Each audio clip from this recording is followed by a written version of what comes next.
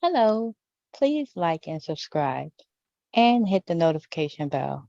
We post on Sundays, 2 p.m., depending on where you are in the world. If you agree or don't agree, please put a comment in the comment section below and be courteous. And if you don't know how to be courteous, I'm sure someone on the panel can help you.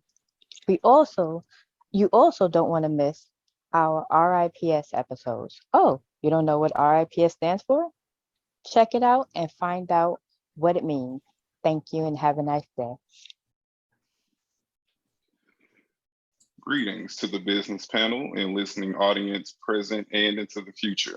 This is the CRWS Book Club, and during today's business meeting, we will be discussing Race Code War, the Power of Words, Images, and Symbols on the Black Psyche by Khari Enaharo, pages 87 through 97.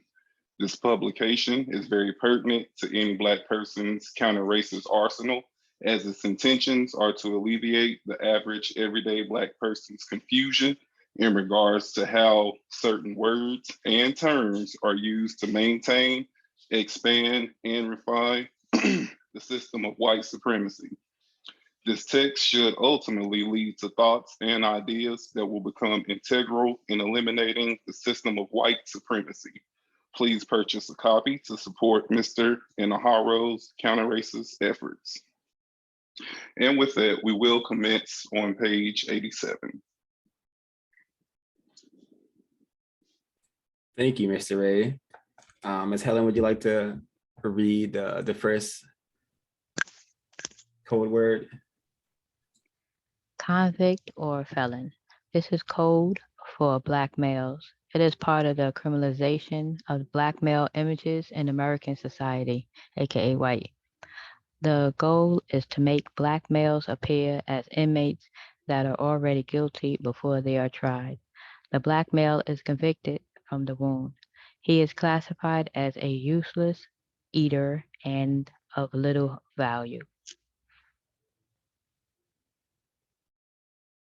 Yeah, so this code word should remind everyone of just your everyday court proceedings. For a lot of my existence, I recalled Black males going to trial with orange jumpsuits or black and white jumpsuits. And I will always see white people, even people classified as Asian, they would be allowed to go to court proceedings with suits and whatnot. As I became aware of the system of white supremacy, I realized that, no one's really concerned with creating a image of a Black male that's not a criminal, which is probably why a lot of Black males don't have the opportunity to wear a suit to the courtroom, because they're already presumed guilty before the trial even starts. When you are born a person classified as Black, you are literally, like what the code word says, we're born criminals. At least that's what the system has views us and treats us, which is why whenever we go into a store or any sort of business environment, any place around white people, even non-white people, because we all have been trained to be Black people as convicts, felons. So this is why we are treated as such pretty traditionally. It's like part of the white code, the white supremacist code, the global white supremacist code, to treat us like felons. So thinking this be anyone have notes on I had a comment for convict or felon. Peaceful greetings to the panel. Love the intro today. Great work. For my comments, I wanted to speak about convict or felon. I think that, like many of these words, excuse me, like many of these words have become only associated with Black people, in this case, Black males. Anytime you're using the word convict or felon, at least for me, 9 times out of 10, I'm thinking about a Black person. And that is definitely due to my conditioning and training under the system. Even though I am certain that there are many hordes of white people who have been convicted of a crime and who have also committed felonies. But every time that word is being used, you only think of a Black person. And I think that's the general theme of this book, is that these words, for all intents and purposes, are being associated with Black people. Yeah, I think that is a very, very correct. And also that reminds me of just a Wellesley moment, because this is a huge projection, viewing Black people as criminals and treating them as criminals.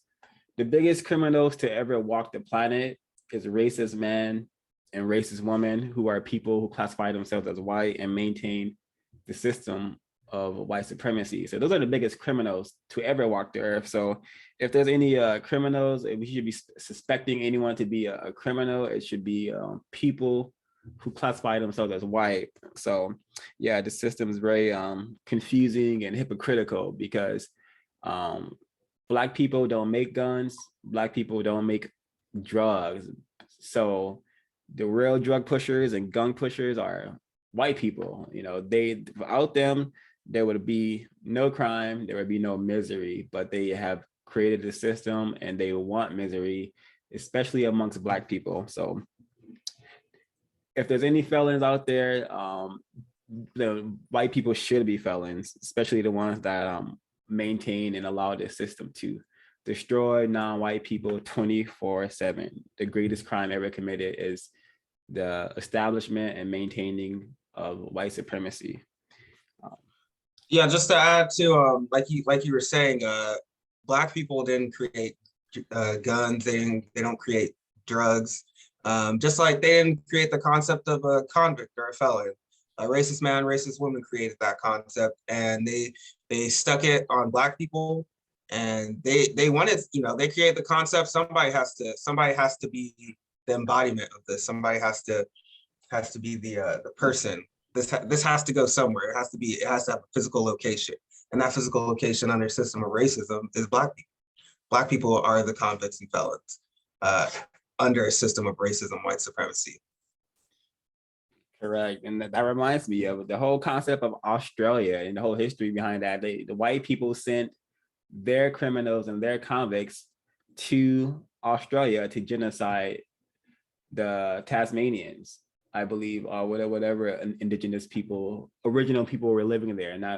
So yeah, the whole history of white people is very, very criminal. If one just simply studies and follows the logic, it should take you to that conclusion. The biggest criminals are racist men and racist women. Any more comments? Yeah, I wanted to add to that. Also thinking about how the aftermath of once you're a felon, like the title and the resources that are denied for you because you are quote unquote a felon, it just doesn't really, like, it's not logical.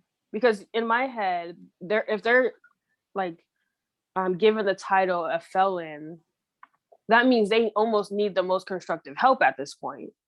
But instead, they're denied all the resources. Like, even when you go to school, it's like, are you a felon? You apply for a job. Are you a felon? It's like all of these reminders, like, to basically, what I'm trying to say really is, it's almost like clear as day how the system creates like this experience, I guess, or this life for someone who is classified or who is given the title felon. But everyone is always seeing the felon side instead of seeing like, oh, this is not logical to deny them resources and all of these other parts, because they're so focused on, oh, Black people are criminals. And they're reminded daily that Black people are criminals, but no one is ever talking about the resources part, or even talking about what happens after being classified as a felon. Like, how does life, what does life look like after, basically? But even before you even get the quote unquote felon title from them, they already classified you as a felon. As soon as you're born, like, okay, that'll be a felon. Little Black boy, okay, felon. Oh, you're bad in school, oh, you're gonna be a felon. So just kept being interesting. I kept thinking about like, okay, so how does a person, like, how can someone like practice counter racism, especially in this like area, if that makes sense. Does anyone have thoughts on that? Like how can like we attempt to counter racism in this particular area? Like what ideas or resources, or just in someone who is classified as a felon, like how can they counter it too? Like, because they are denied right in their faces, like you can't have this, this, and that. So what do they do at that point? I think, yeah, that is a huge aspect of the mistreatment that non-white, especially Black people, experience. That felon label definitely prevents one from living and from existing constructively and having access to constructive to jobs. You know, my only response to how to counter that was just to be just, you have to use, Neely Fuller said, use the titles that are given to us as for proof of the mistreatment and incorrectness that we're living under. But I am aware of various organizations that help or attempt to help ex-felons and whatnot. So that would be a constructive avenue to take. But as for countering racism in that aspect, it goes with how to counter racism in all areas of people activity, which is using the truth, using the truth and the logic, and that may be very, very hard because many of us have just been so programmed to have an aversion to truth and to using truth constructively. Yeah, to answer the, can I be heard? To answer the question, I think it's what needs to be done by all these people, convicts or people who have been convicted of crimes, is they should practice counter-racism.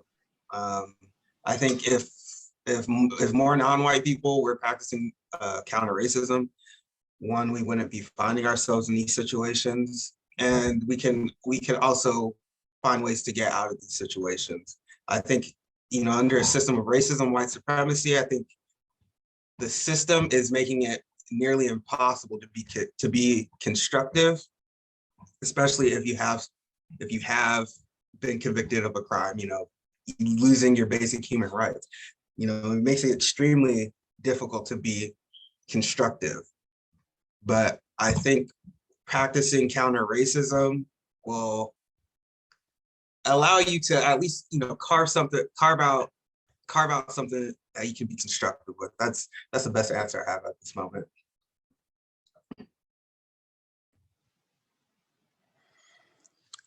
Yeah, I'd agree to that actually. I'd say probably the easiest way or one of the most effective ways of countering any aspect of racism, white supremacy is non-white people being on code against racism, white supremacy in all areas of activity. I think that's probably the most effective way. And obviously white people just not practicing racism, white supremacy anymore.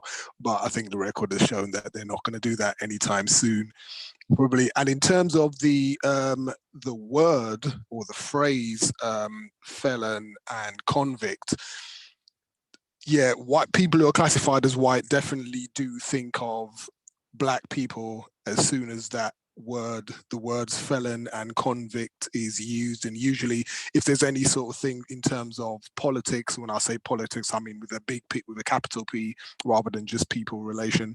But in terms of if it's a policy that's put forward to quote unquote help people, usually when white people hear the term convict or felon, they usually think of Black people. So if it's a policy, say in terms of voting rights or, I don't know, better prison conditions for felons, etc., they immediately know that they're talking about Black people. So then the white people who are usually in charge, they usually then tend to reject the policy because in their minds, they're already thinking, nah, felon, convict, that means Black people. And, we're not in the business of helping Black people.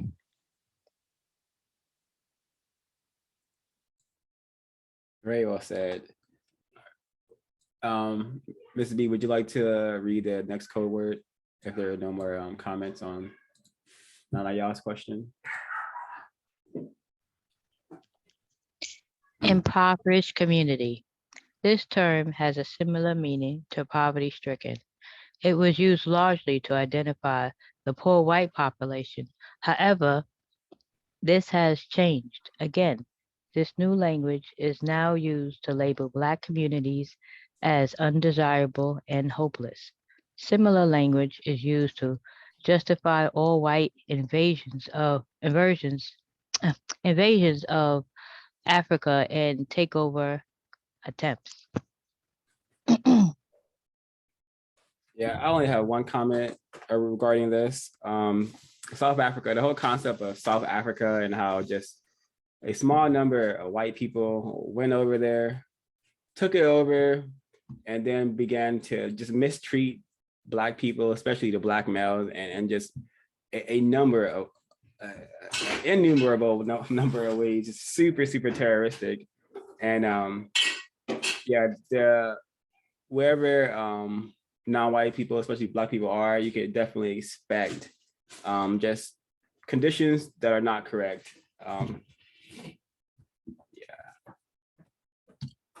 This one, oh, sorry.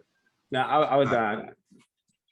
This one kind of gave me, I guess, reminded me of Urugu and the paternalism that Europeans practice against the non-white people of the world.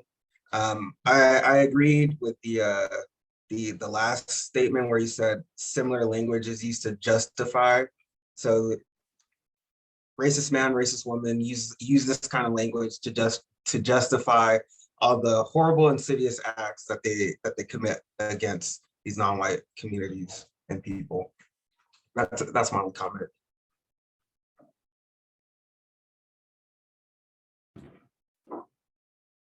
All right, continuing. Wait a minute. Okay. Black people don't have communities. White people do, not us. Correct. Yeah. Also, I was going to say that usually now that they've changed it again down through the years, where impoverished community is now used by people classified as white to disperse resources that they claim they want to go to Black people. So, for example, if they then say, okay, we acknowledge that, slavery was a really, really bad thing, and they say, okay, now we're going to give some resources to Black people. What they usually do now is say things like, we're going to award the monetary compensation to impoverished communities. And then obviously that doesn't really include Black people. Any other group on the planet can be looked upon as an impoverished community. So they use that phrase now as well in order to, because a lot of white supremacy, a lot of how white people think of themselves as white supremacists is not really measured most of the time by how other non-white people are looked upon in this system. They usually grade themselves about how well they're doing in the system of racism, white supremacy, by how badly Black people specifically are doing. So anytime they want to disperse any sort of policies, any kind of monetary stuff, like any kind of monetary compensation, then they say, okay, yeah, we'll give it to impoverished communities. And then usually that does not involve Black people. So then Black people are usually left at the bottom again. Entirely agree. And that reminds me of when they were recently talking about the money that they were going to be giving to the families who were affected at the border. That kind of reminds me of that.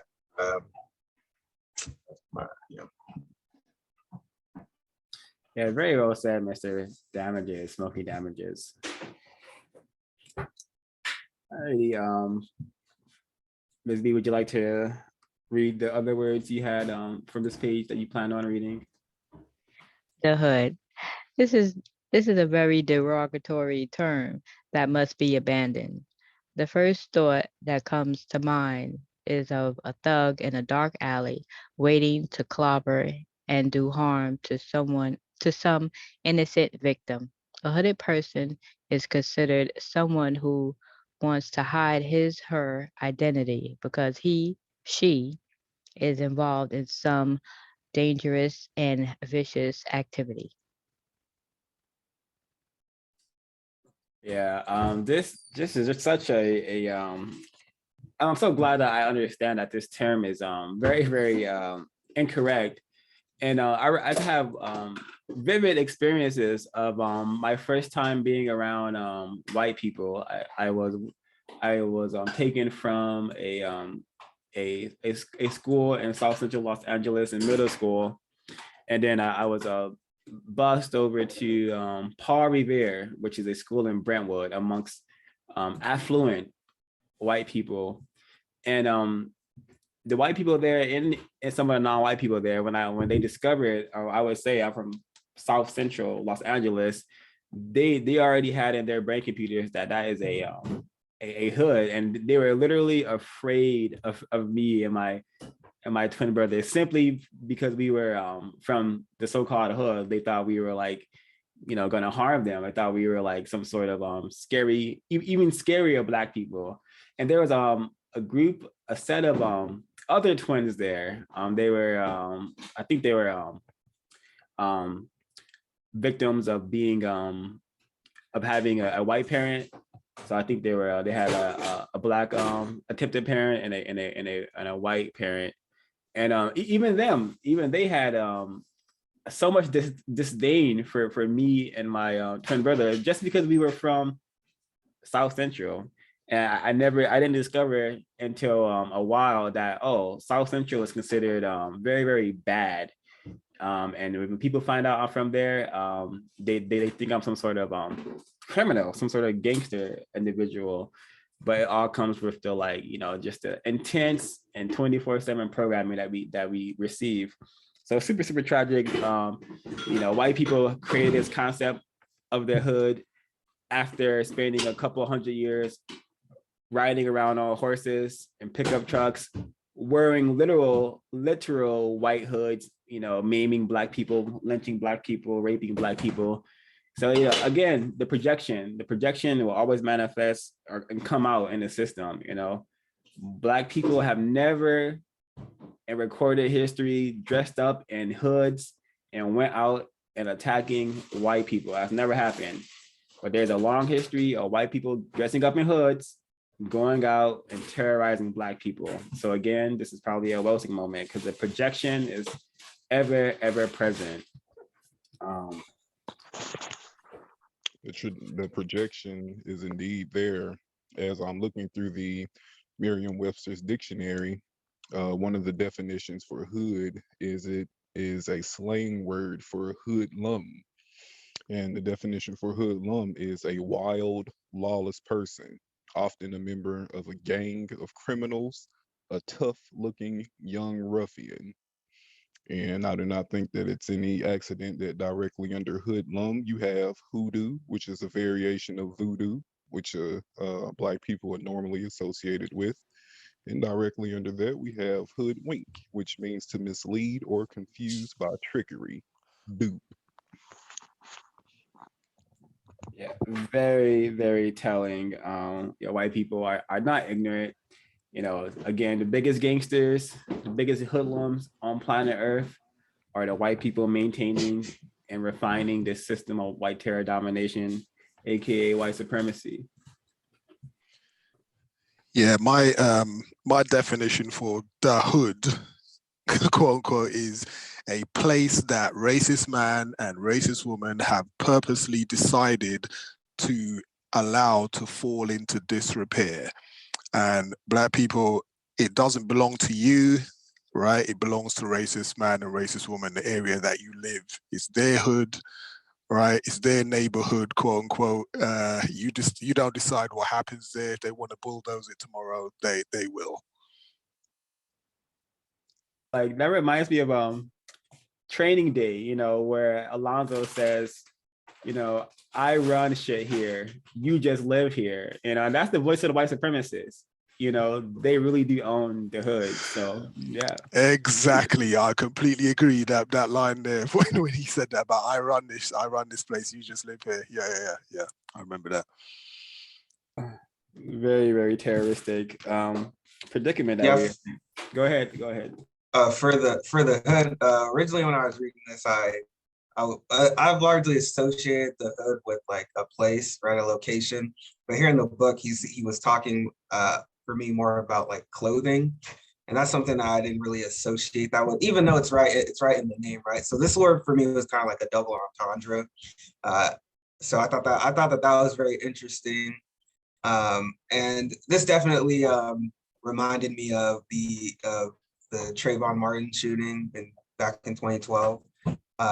So, and also too, while you're speaking about the kid, like the about the white people, you know, the KKK, oftentimes their hoodlum is really only associated with Black people, and then they hardly ever refer to members of the KKK or just white people in general as hoodlums. They don't ever use that word or ever refer to them using that word. So I thought that was very interesting too. And as Ray was also going through the definition and explaining it, it fits perfectly with them and their activities. But once again, that word will not be associated with them under a system of racism, white supremacy. It's meant to be associated with Black people. Yeah, precisely. And that reminds me, I actually have a picture I'm gonna go on the screen in a second as like, you know, an example of who the real hoodlums are. And yeah, I appreciate your definition, Mr. Mookie Diamond. That's an excellent compensatory definition for the so-called hood. And yeah, that Trayvon Martin, that is just an insane, despicable example of what it means to be classified as Black, because they were justifying the murder of a Black child because he's wearing a hood. He's wearing why do he have his hood on? You know, and then I'm always, when I am in working in area 2, it's always a big problem when Black children want to wear like their hoods.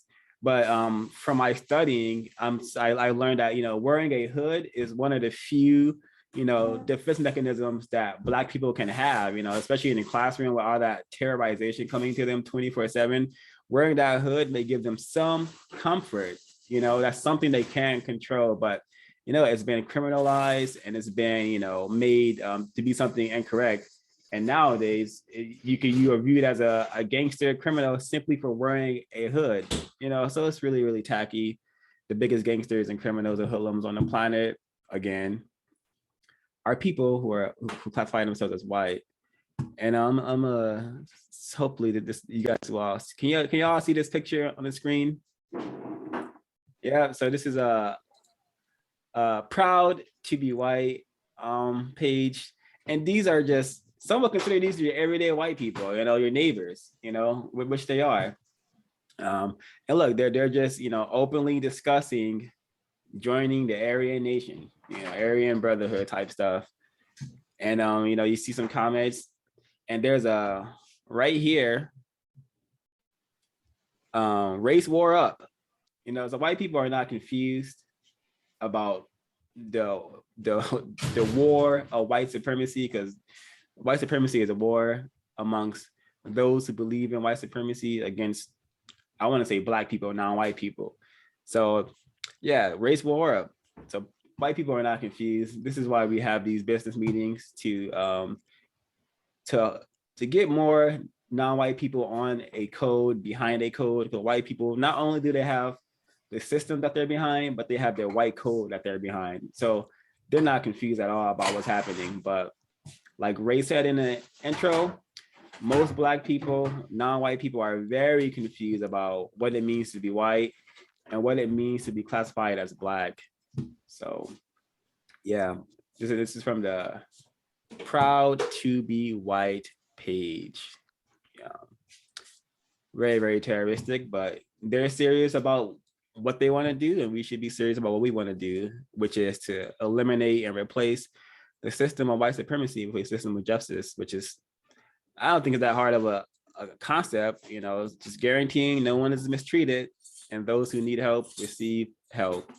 If you do not want to live in such a system, perhaps you do not exist, you do not deserve to be living / existing, period. And yeah, that's my yep. Any comments before we continue? All right, I have a clip to go with this one. I'm gonna read it and I'm gonna play the clip and then we're gonna discuss. Again, please everyone get your copy of this book. We are doing a thorough job at going over it, but we cannot go over every single word. So please get your copy of yes, Race Code War, please. It's a necessary tool in understanding what's happening on planet Earth and the damage being done to us 24/7. So from page 87, the illiteracy rate, in reality, this is a measurement of how well white supremacists are fooling Black people. If they can fool and deceive Blacks into engaging in destructive behaviors, refusing to be educated, it emboldens the effectiveness of other racist policies. So yeah, like they kept Black people during the slavery phase of white supremacy, they kept them unable to read and write for because it was good for their business, and it's still good for their business to keep us very, very uneducated and having very, very, very low intelligence, because it's good for their business. If you can't read or write, online areas of people activity are going to be much, much, much more difficult for you to maintain in. So I'm going to get this clip on the screen and we're going to discuss it. I had everything organized earlier, but due to me trying to troubleshoot the live situation, it's no longer organized. I gotta do it. All right, is it on the screen? Can y'all see it? Imagine going through. All right, awesome. So we're gonna watch like the first 3 minutes of it. Your adult life unable to read or write. Tonight we Imagine going through your adult life unable to read or write. Tonight we introduce you to Robert Trevino, who dropped out of school in 5th grade to help feed his family. Now, decades later, he's finally learning to read and hopes to help others to do the same. Adult illiteracy is a national problem, but here's a stat that surprised us. In America's 4th largest city of Houston, 1 in 3 adults is functionally illiterate. ABC's Zareen Shah reports.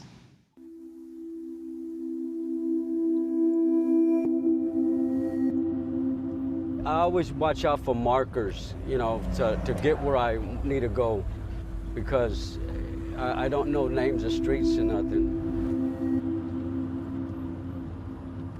Remember the AutoZone, the Jack in the Box, and the muffler shop has been there for years, so I know I got to make a right to turn to my job. Not knowing how to read and write yet, but I'm going to get there one day. And, that is my goal.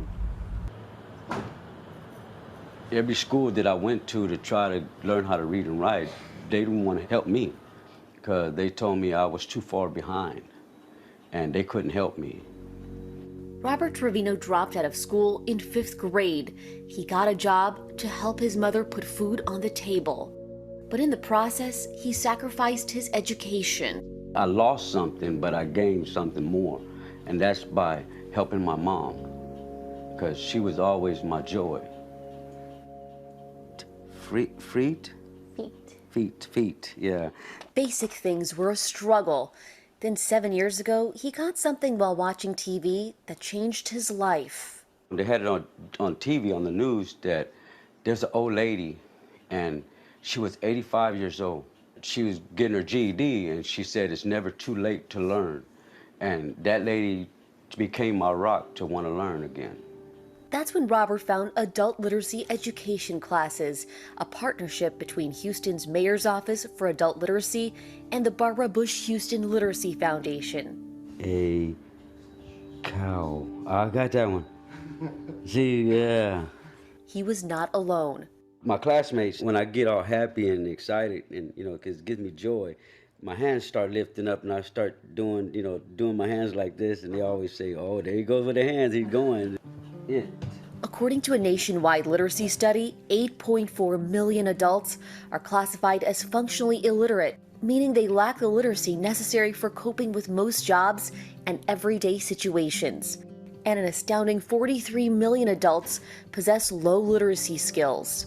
But in Houston alone, America's fourth most populated city and home to over 2.3 million people, 1 in 3 adults is functionally illiterate. It's a statistic that is clearly unacceptable, and we can do better, and we must do more for them. The best thing that they could do is to help us eliminate the system of white supremacy, which directly and indirectly keeps us very, very confused, very, very stupid. But I must commend the victim in this clip for, for maintaining and continuing to keep learning, because he is developing his skills and reading. I wish I had been less confused about racism and white supremacy, because I lived my entire existence with an uncle who I would say he definitely contributed to my serious mentality, but he also couldn't read. And it wasn't until the later months in his life where I began to learn about Neely Fuller Jr. And he would just spend all his day just watching the news and whatnot. But I could have easily introduced him to Neely Fuller Jr. and I'm pretty sure he would have appreciated it. But it's just it's not uncommon. It's very, very common that people go their whole existence without learning that skill set of being able to read and write. And it's definitely by design. We heard that the victim here, he wanted to learn how to read, but he kept going to various schools and they said he's too behind. So I guess in the system of white supremacy, when you're too behind, you just get left behind by a racist man and racist woman. So super terroristic and also very tragic, the reality that we're living in. And just like this is there's millions, 1 in 3. I heard a comment that so these people can't even these victims can't even read a code book if they had it, because they don't know how to read. They were sabotaged in that manner of not being able to know how to read. So very, very tragic. I didn't know literacy was actually this much of a problem when I was more confused, but now I get it. Of course they don't. It's just, the white supremacy system is a slave system. So a slave that can read and write is potentially a dangerous slave, especially if they use their reading and writing skill sets for constructive purposes. And I think that's all I have to say until so folks like to chime in.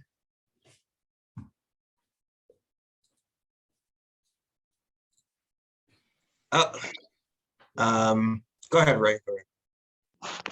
Just really quick, I think that other than actually being able to read words, that a lot of Black people are illiterate, meaning ignorant and uneducated when it comes to understanding racism, white supremacy. You can have very articulate Black people that can read, write books, novels, but they don't understand white supremacy. So you can be illiterate in more ways than one. That's it. Yes. Go ahead, Kwaku. Yes, thank you. Thank you for chiming in, and thank you for showing the video. I think one thing for me, especially at the beginning, is under a system of racism, white supremacy, right? They're not, racist men, racist women are not trying to solve the problem. This individual, this victim said he had to drop out of school to feed his family. And I think that's important, right? One way to ensure that victims don't have to be, that they learn the things that they need to do, is providing them with that adequate help that they need. So it also reminds me of how racism is really really affects every aspect of life, because this victim had to drop out of school to help feed his family. And that's something that's important, something that's important, right? But he can't read. And I also thought too, when he was saying that these schools didn't want to help him, it reminds me that, that non-white people, they don't own schools, they don't make schools. So basically what he's saying is the white people that he has gone to for help don't want to help him. They don't want to help him learn how to read or write. So this is the kind of, in my opinion, this is the kind of behavior, the kind of activities that keeps the system going. By keeping tons of non-white people unable to read and write is definitely one of the most effective methods of keeping the system going. And it's really shocking that 1 in 3 adults can't functionally read or write. I think that is an insane statistic, but to be expected under a system of racism, white supremacy. This just tells me that the system is working exactly how it should be, and that like I said, this is to be expected. There was one other thing. Oh, and I have worked in area 2, and I can say that I believe that this is still going on today. I've worked in various age groups, mainly middle school, so 7th and 8th grade. And a lot of those kids, they can't read or write.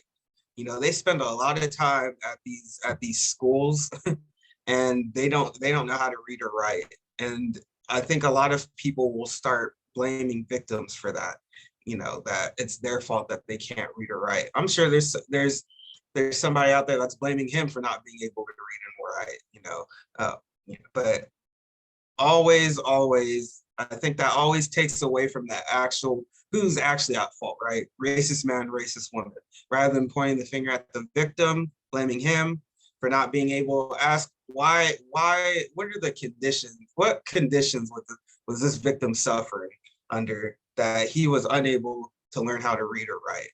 Those are the kind of questions that need to be asked and solved. I couldn't, watching this, I couldn't feel anything but pity for this victim, quite honestly. This was very, pitiful. Yeah, very well said, Mr. Kweku. It's very, very tragic. He had to, sacrifice his potential learning to take care of his victim unit, which is very, very, very common. And it's no coincidence that most of these school centers are ran by suspected racist white females. So it's definitely by design. They're not there to teach us anything of constructive value. And also, it's not even just important being able to read words on a paper, but to understand and like to so-called read between the lines, to decode information and then look around and see and apply that information to your surroundings. That is very, very significant. Very significant as well. I don't think I really began like reading between the lines and reading stuff and looking at what I was reading until a white person told me to do it in college. Other than that, I was not reading. I knew how to read, but I wasn't reading for constructive value purposes or anything. I knew how to read words on the paper, and that was sufficient for me. But no, like Ray said, we have to like be able to decode information, what we're reading, and connect the dots, connect those millions of dots that always lead back to the system of white supremacy. And just to add to that, you kind of touched on this, but just to put it in different words, it's like we aren't taught to critically think about anything. We are taught to learn what is given, and that's the only correct answer. So even in school, even when you are told to read at a certain speed, at a certain age, I remember I had to do some timing when I had to read, like, oh, you should be able to read like this many words per hour. And it's like, okay, not everyone's going to be able to read this many words per hour, but that is how they determine like if you are quote unquote can read or not, or if you're smart or not. But that also gives you to say, because even me, when I read, I like to understand the words. Like, I'm not going to just read super fast and be like, oh, I can read. I know I can read. But it's like, do I understand what they're saying? And then even when you stop to ask questions, you don't have the opportunity or the space to. It's like, just read it and move forward. You know, read it and then answer A, B, C, D. What did it say? It's like, well, it's all of it's incorrect, you know? So I just think too, even when you are taught to read, you're almost taught to be a robot instead of actually someone that has a brain. And then you're taught this for so long. And then it almost seems that you can't read if you read slower to understand. So we're all practicing, how can I read the fastest? I don't even know what the word means, but I know how to say the word. So all very interesting.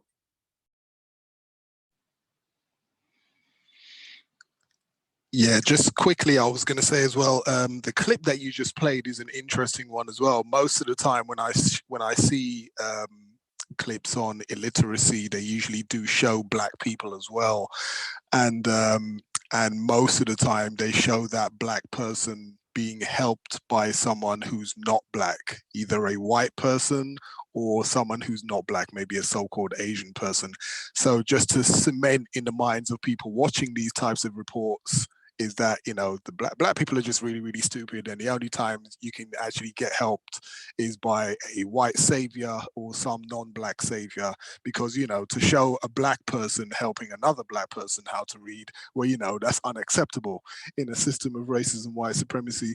And obviously, when Black people are made illiterate, then it turns us into a couple of words back that we skipped on page 87 of Race Code War, incorrigible youth. What it does, it turns us into incorrigible youth or incorrigible people, which is another word or phrase for ne'er-do-wells, etc. Right? In terms of, not ne'er-do-well means never do well, and obviously the people in this white supremacist system, racist man and racist woman, you know, these people will never do well, as in Black people will never do well, and they'll make sure that we don't do well because we'll put obstacles in your way to make sure that you don't do well. So, you know, they'll create the monster, then hate the monster, then criticize the people for being monsters.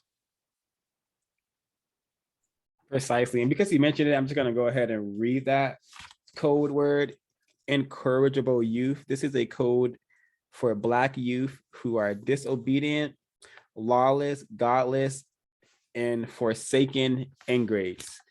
And I just have to comment on what Mr. Diamond just said, because it just reminded me of this. The same thing happened to me. I was in geometry math class, and I wasn't getting the material at all, as expected.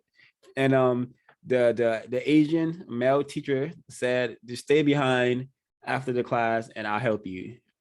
And then he's attempting to help me very poorly, I suspect. And then he says, yeah, you're just too far behind. You need to work on your arithmetic.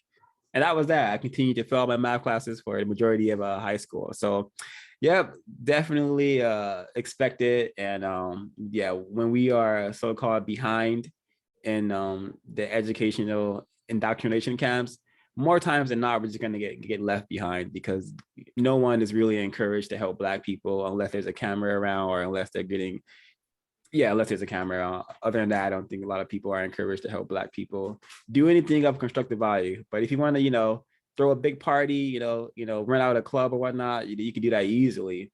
But getting so-called educated, yeah. Ms. B? In the 90s, late 2000, it became really popular over here to read so-called ghetto books, crackhead, about drug dealers and prostitution and stuff like that. And I used to read those books.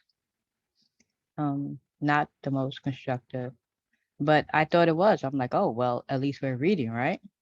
They were selling them all over in the street. So I was like, oh, okay, well, this is a good thing. Entertainment / learning. Then there were a lot of errors in the books. And also, I also started like at one time I was thinking about getting a tramp stamp, a tattoo on my back because I'm reading these books. And that's when I was like, you know what? Nah, nah, I need to stop this. This is crazy. This is ridiculous. So I stopped right then and there. I was like, no, no more, no more. Another thing in Prince County, Virginia, aka white people, decided instead of integrating a public school, they'd rather shut the public school down and build a private school. And I think this went on for about 5 years. Please, people, look it up. Don't go by what I'm saying, but it's definitely Prince County, Virginia. And they shut down the school to build a private school. And I think it went on for about 5 years. And that affected so many generations of Black people by them shutting down the public school for so many years. Please look it up, people. That's amazing. That is disgusting and amazing. And just look it up.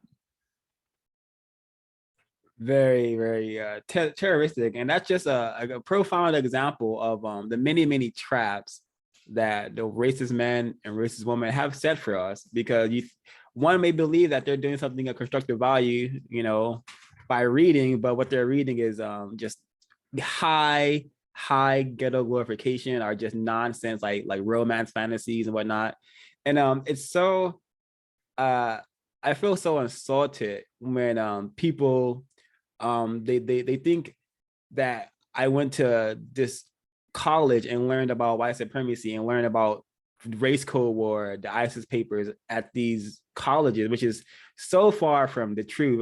No one is talking about white supremacy in any college that I know of, especially the ISIS papers, URUGU, the United Independent Compensatory Code System concept, by Neely Fuller Jr., Race Code War. These books will not be mentioned in colleges. So yeah, it's really up to the victim to want to learn something of a constructive value, and hopefully the creator will guide one to that information. But just a profound example of what Helen said, just the damage that reading can do. You want to get tramp stamp from reading all these books, and it makes a lot of sense. That I'm sure the ghetto glorification books about my baby daddy shot my dad, or stuff like that, is so popular. So it probably leads to those situations, people thinking that the baby daddy culture is correct. It's definitely not. It's a result of being in a system of white supremacy. So thanks for sharing, Ms. Helen. The tragic, laugh to keep from crying, because that is wow. Okay.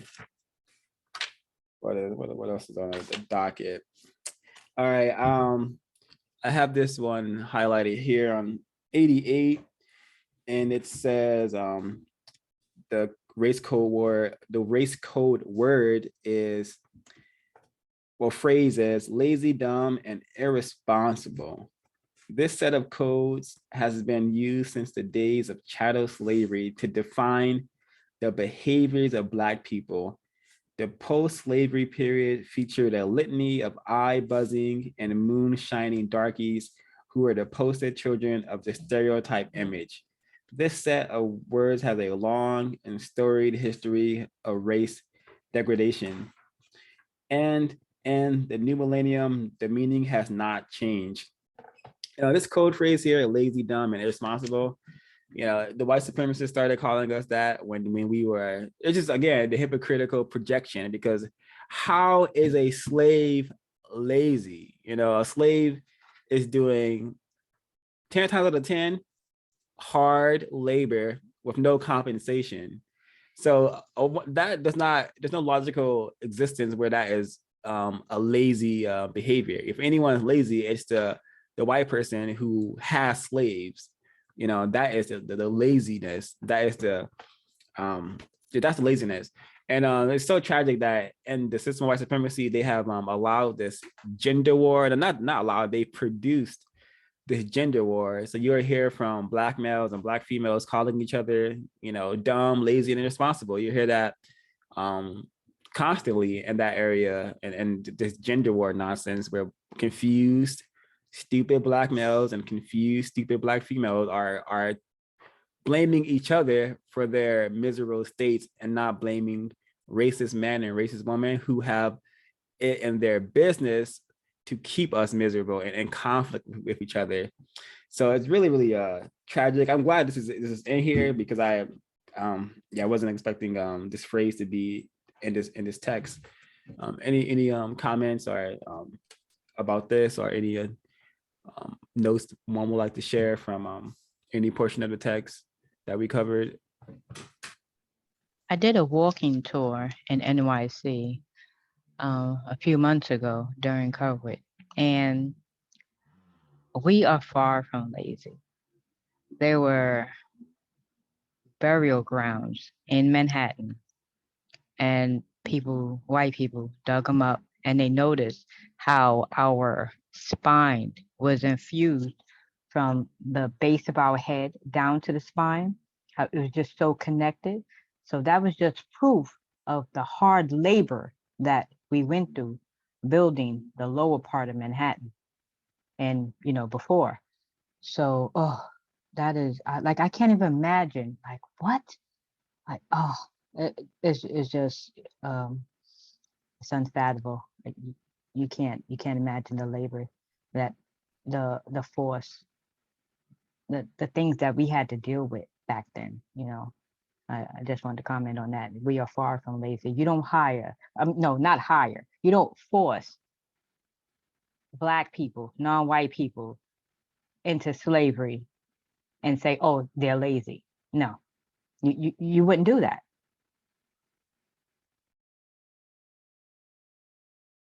Yeah, the insanity of white supremacy. Go ahead.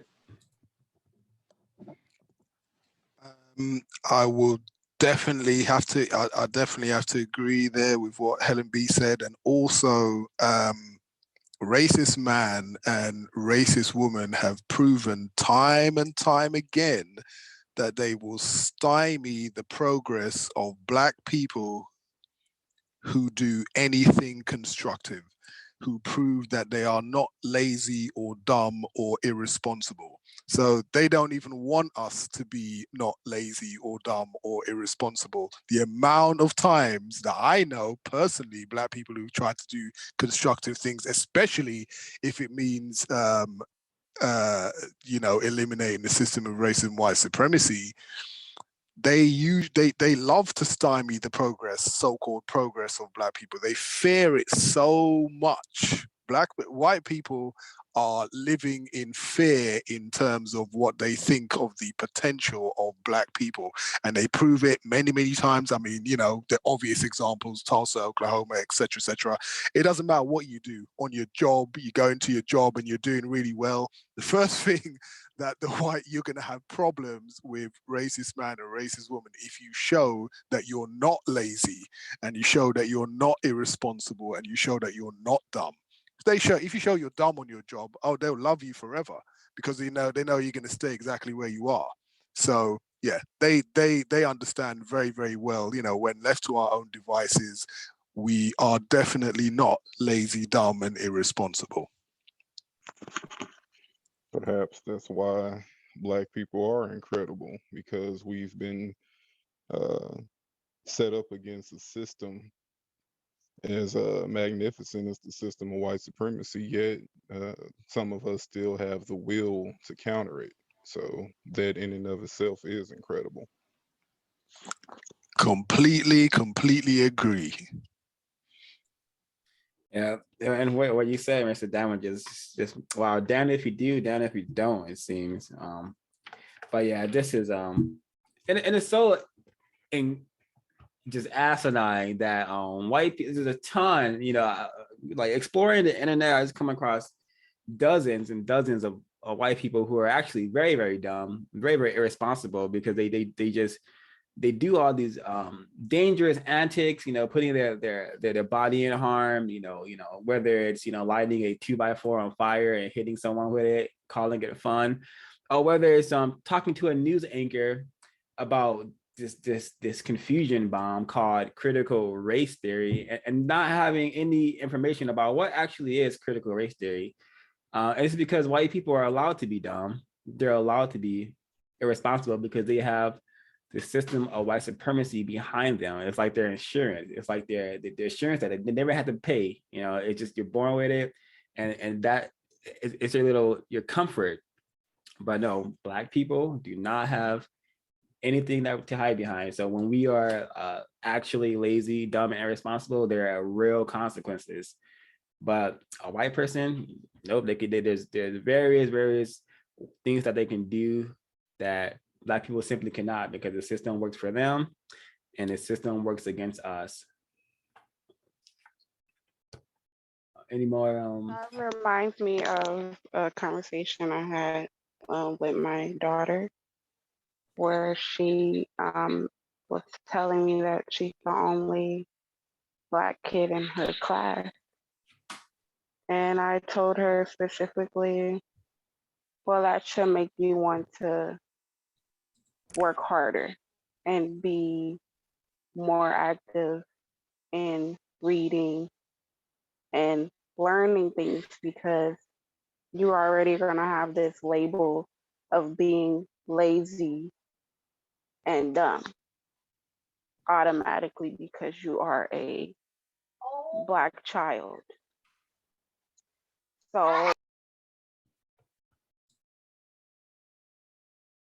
So the significance of you having to work harder is much more compared, because you already have this label stapled on you once you are young and born, because that's what they expect from you, because that's how they feel stereotypically is showing.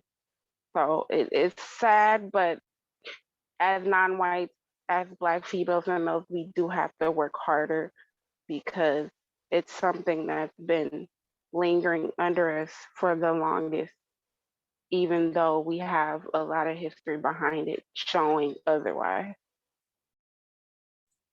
Thank you, Chris, for sharing. I would say that we have been working hard since we've been terrorized and dominated under this system. So I like to say work smarter, work smart, use logic, follow the logic as well. And that will be very, very helpful in one's educational endeavors if we're just working smarter, like we have been so trained against you. So thank you for sharing, Miss Khari.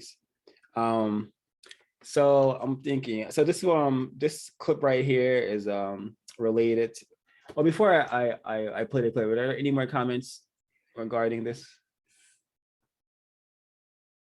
All righty. So yeah, I'll read the definition and then I will play the clip. It's from 88. High crime areas.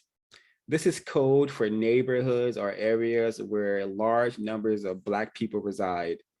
This same label is applied if the neighborhood is turning from white to Black. During the 1960s to the 1980s, period, when illegal drug use in the white community was well publicized, white communities were never classified as high crime areas, despite the incredible sale and use of high powdered illegal drugs. While there were a number of drug busts, the larger white community was never painted with an ugly, broad brush. The use of the code term high crime paints Black people as the worst offenders, a crime-loving population living in the most horrendous crime communities in the nations. And you're gonna see this code word play out precisely here in this clip. Violent crime is way up and claiming victims here in Los Angeles at a rate we haven't seen in decades. Already this year, at least 143 people have been murdered. Hundreds more have been shot. Our investigative reporter Eric Leonard has been tracking this alarming trend and what's behind it. Dozens of shots fired by 3 gunmen during a drive-by shooting in South LA, recorded on security and front door cameras. Amazingly, none of the more than 70 bullets fired struck anyone. But bullets did hit their target Monday night. This was the scene on West 29th Street in the Jefferson Park neighborhood where 19-year-old Rayshawn Spite was murdered, one of the latest victims of the surge in killings and shootings that seems to have no end. This map shows the 143 murder scenes in LA since the first of the year. Homicides are up 22% compared with this time last year and 43% above this time 2 years ago, sadly consistent with the rise in other kinds of crime. Homicides and shooting violence continues to be our most pressing issue. Chief Michael Moore told the police commission this week that more than 600 people have been shot since the first of the year, a rate of gun attacks that have outpaced last year by nearly 60%. He says next year's budget includes more money for social services directed at gang members, who he says are responsible for many of the recent killings. That there are substantial resources being brought to bear for both those areas for prevention and intervention services. As for the potential causes, the pandemic and loss of jobs and increasing conflicts within the illegal drug trade share a portion of the blame. But what about speculation that anti-police protests and political action have led to less aggressive police work? I don't think that there was one single explanation for why gun violence rose. Crime data analyst Jeff Asher, who used to crunch numbers for the CIA and now advises police and government on crime data, says national numbers show it's been happening almost everywhere, from big cities to small cities. So he discounts the idea that pushes for police reform have played a significant role. I don't really buy the police morale issue or a change in arrests or proactive policing. You can say it was the protests for Los Angeles or New York or Chicago or Milwaukee or Minneapolis, but why Omaha? Why Shreveport? Why Lubbock, Texas? Why did cities under 10,000 have murder go up 20-something%? There's also the question of guns. The LAPD's crime data shows that while officers have been told to make fewer traffic stops, they're actually finding far more illegally carried guns during those stops, up 60% so far this year, up 70% compared with 2 years ago, and the records show more people are being arrested on illegal weapons charges. Detectives are also making more murder arrests. Those are up 40% in recent months. I'm investigative reporter Eric Leonard, NBC. Okay, again, where are these guns coming from? They're not coming from a black gun manufacturer, that's for sure. And yeah, it's that clip, I mean, that little screenshot with the people in the car with the AKs and assault rifles, that is not coming from any factory that a black person owns. And again, who is responsible? They're saying the gangs are responsible. I think the people who are to blame the most, the people who are most responsible for all these crimes taking place across the planet is racist men and racist women, the people who encourage this sort of behavior. Again, Bobby, you're right. Why do black people kill black people? Because they were never trained how to kill white people. But you don't have to look too far for a message that means attack black. You know, Area 3 Entertainment, tons of music encourage us to kill black people. So combine that with black people already being forced to live in incorrect conditions. This sort of thing is gonna happen because white people want it to happen. If they wanted it to stop, it would be stopped, but they don't want it to stop. They encourage this destructive behavior. And again, crime, all the places the CIA op mentioned, a lot. I know a lot of those places that have are places where black people are forced to live. So again, applying crime to mean black is I got that from this broadcast. And maybe I should bring it up that, you know, these race soldiers who pretend to be the police, they have their own like white supremacist gangs. Let me find an article on that real quick if I can. LAPD gang. I just heard this, maybe it was on the cows last night. Let me see if I can find a little clip really quickly. 16 o'clock LAPD.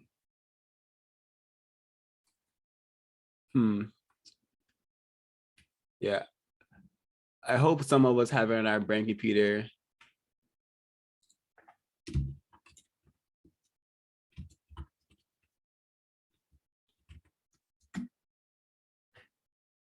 Yeah, of course they don't want this information that easily found. Yeah, but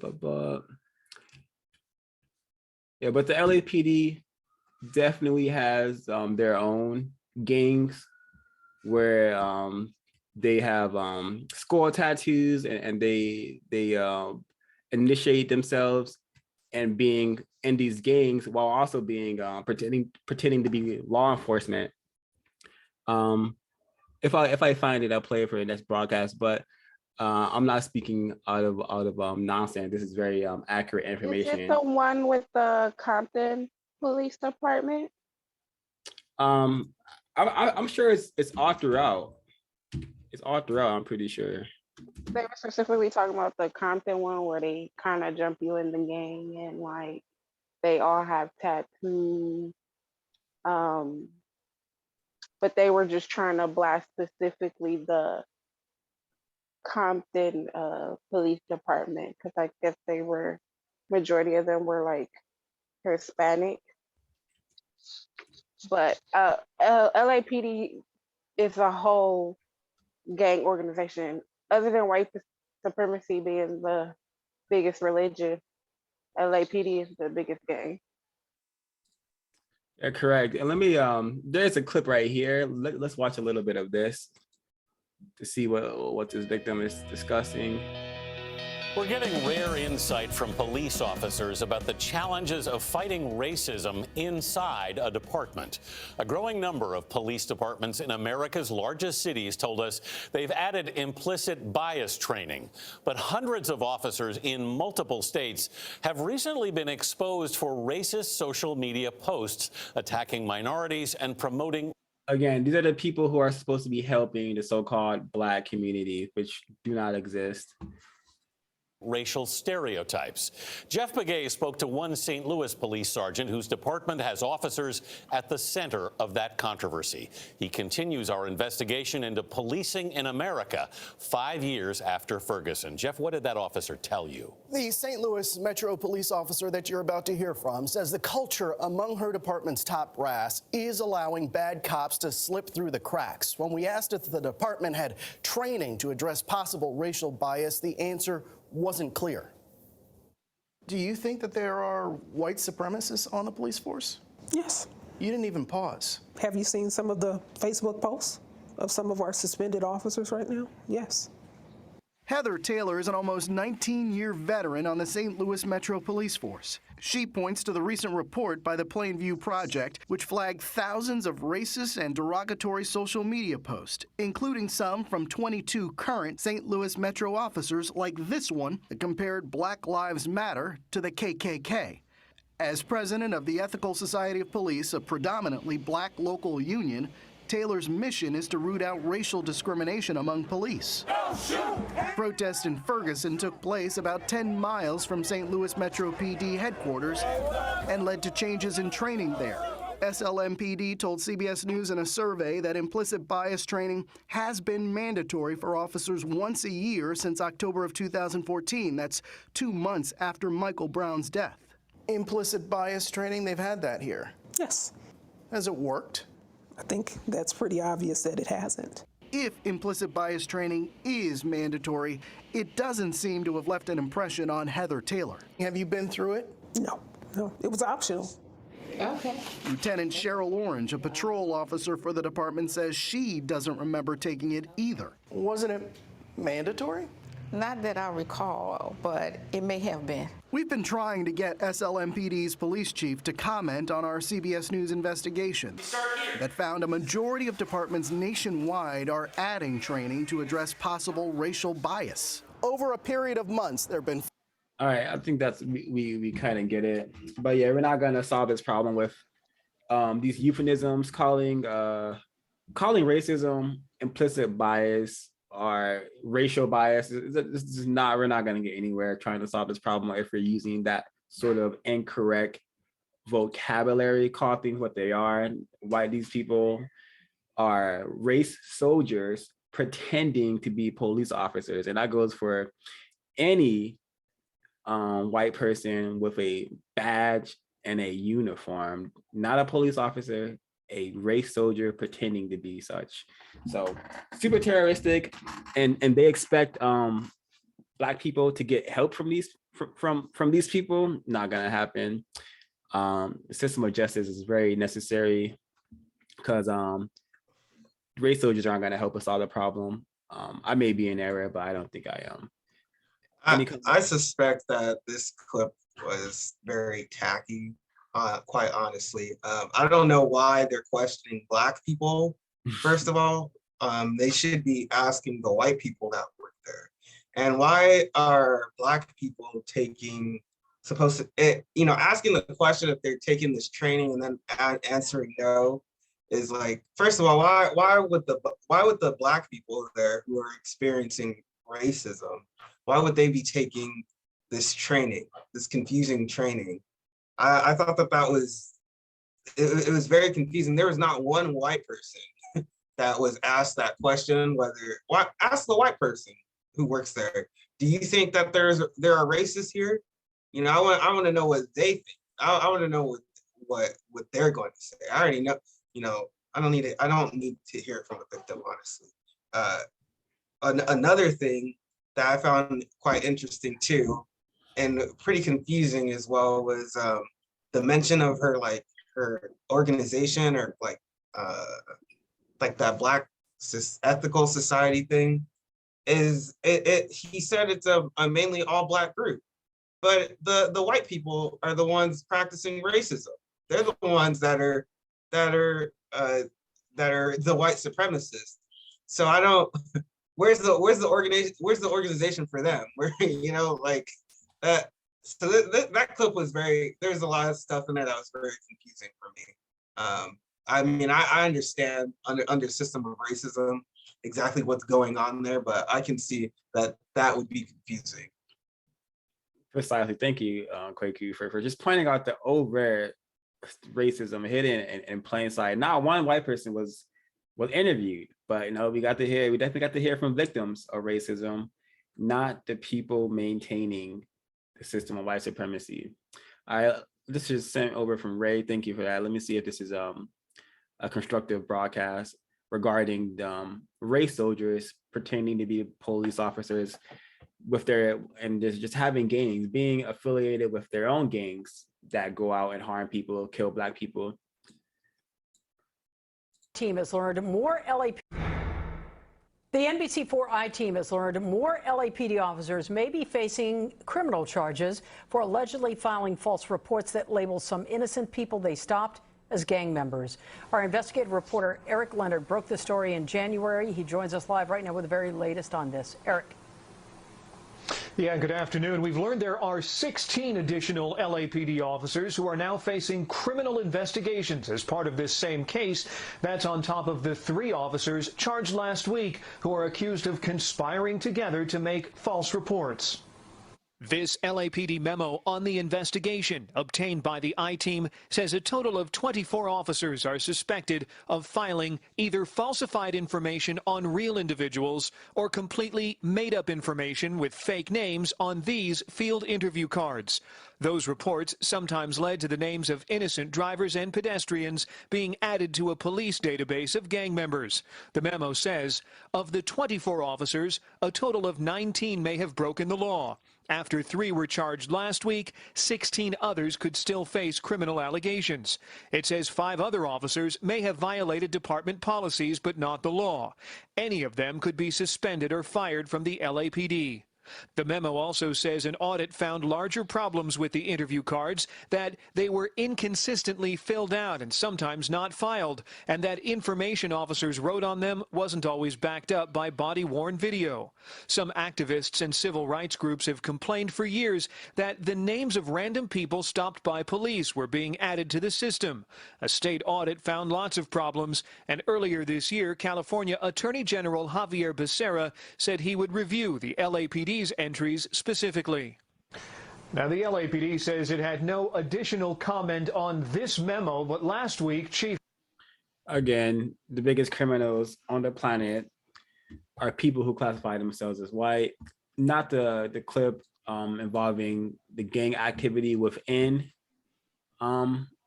the LAPD department, but they don't call the LAPD the biggest gang in Los Angeles for no reason. You know, I'll get that clip probably for the next broadcast. But let's any comments on the information presented here?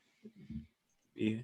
I wanted to add to recently, I think it came out, there's an article saying that the chief of police in Riverside was a part of a right-wing extremist group. That was the vocabulary.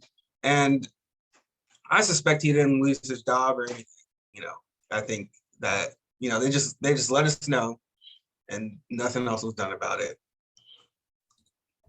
Extremely alarming, to be expected. These are the people harassing non-white people all over the planet.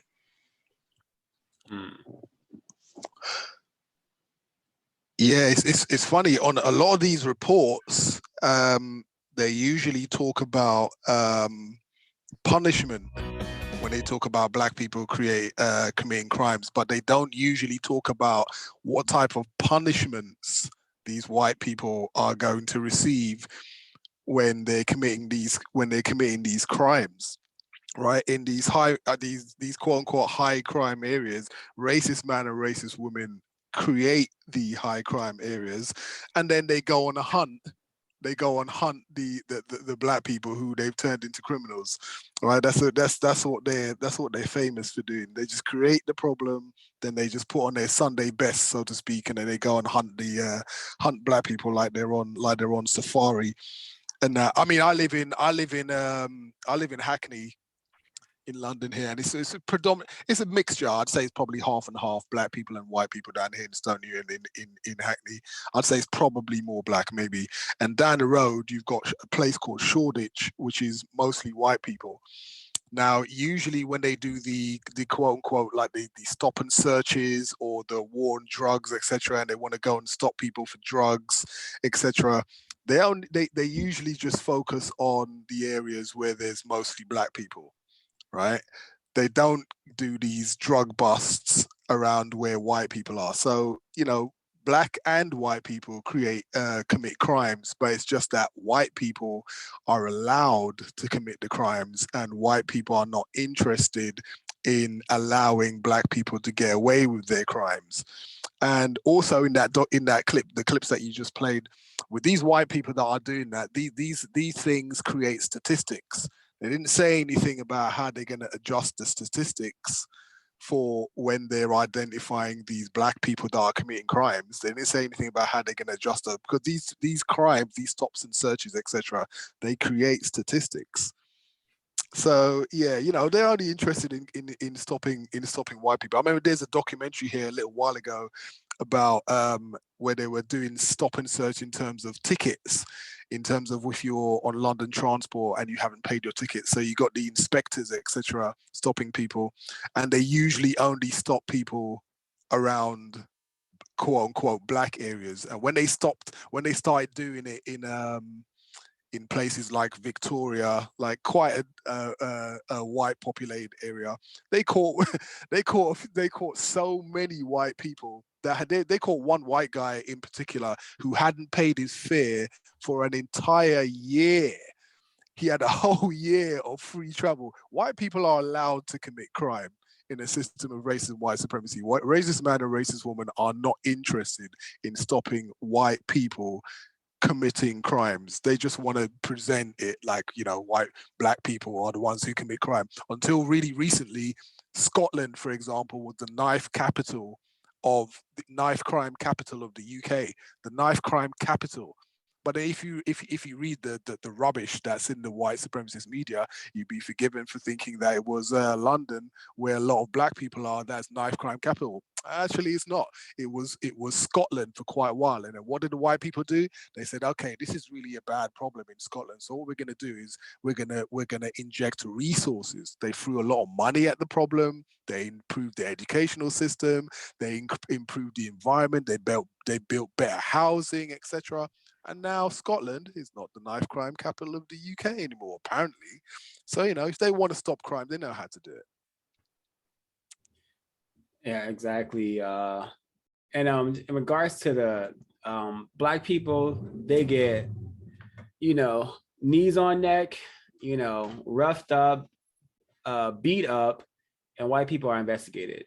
So very telling of the power dynamic we are existing in. Very, very telling. So there's another on here from page 88, Fight Crime. And I'm going to read this in chunks. I'm going to read a little bit and then play the clip. Because the Yurugu, love technology. And a lot of its technology is about power and control. And I think this clip is about just them, how they've been improving technology to, enjoy their fun of capturing non-white people for their prisons and coming up with all this new technology to make that job more fun for them. So Fight Crime, page 88. This is a code phrase for locking up large numbers of Black males and decimating Black family relationships. Fight crime in its simplest explanation is the same as a declaration of war on Black people. The majority of the elements that produce crime in Black communities are exported by calculating white supremacists. Drugs, weapons, money, and so forth have the greatest impact on the production of criminal behavior in Black community. Technology has been transforming every aspect of society, and that includes revolutionary new capabilities for police departments. From tattoo recognition technology to the growing use of drones, these high-tech innovations are highlighted in the June edition of Wired magazine.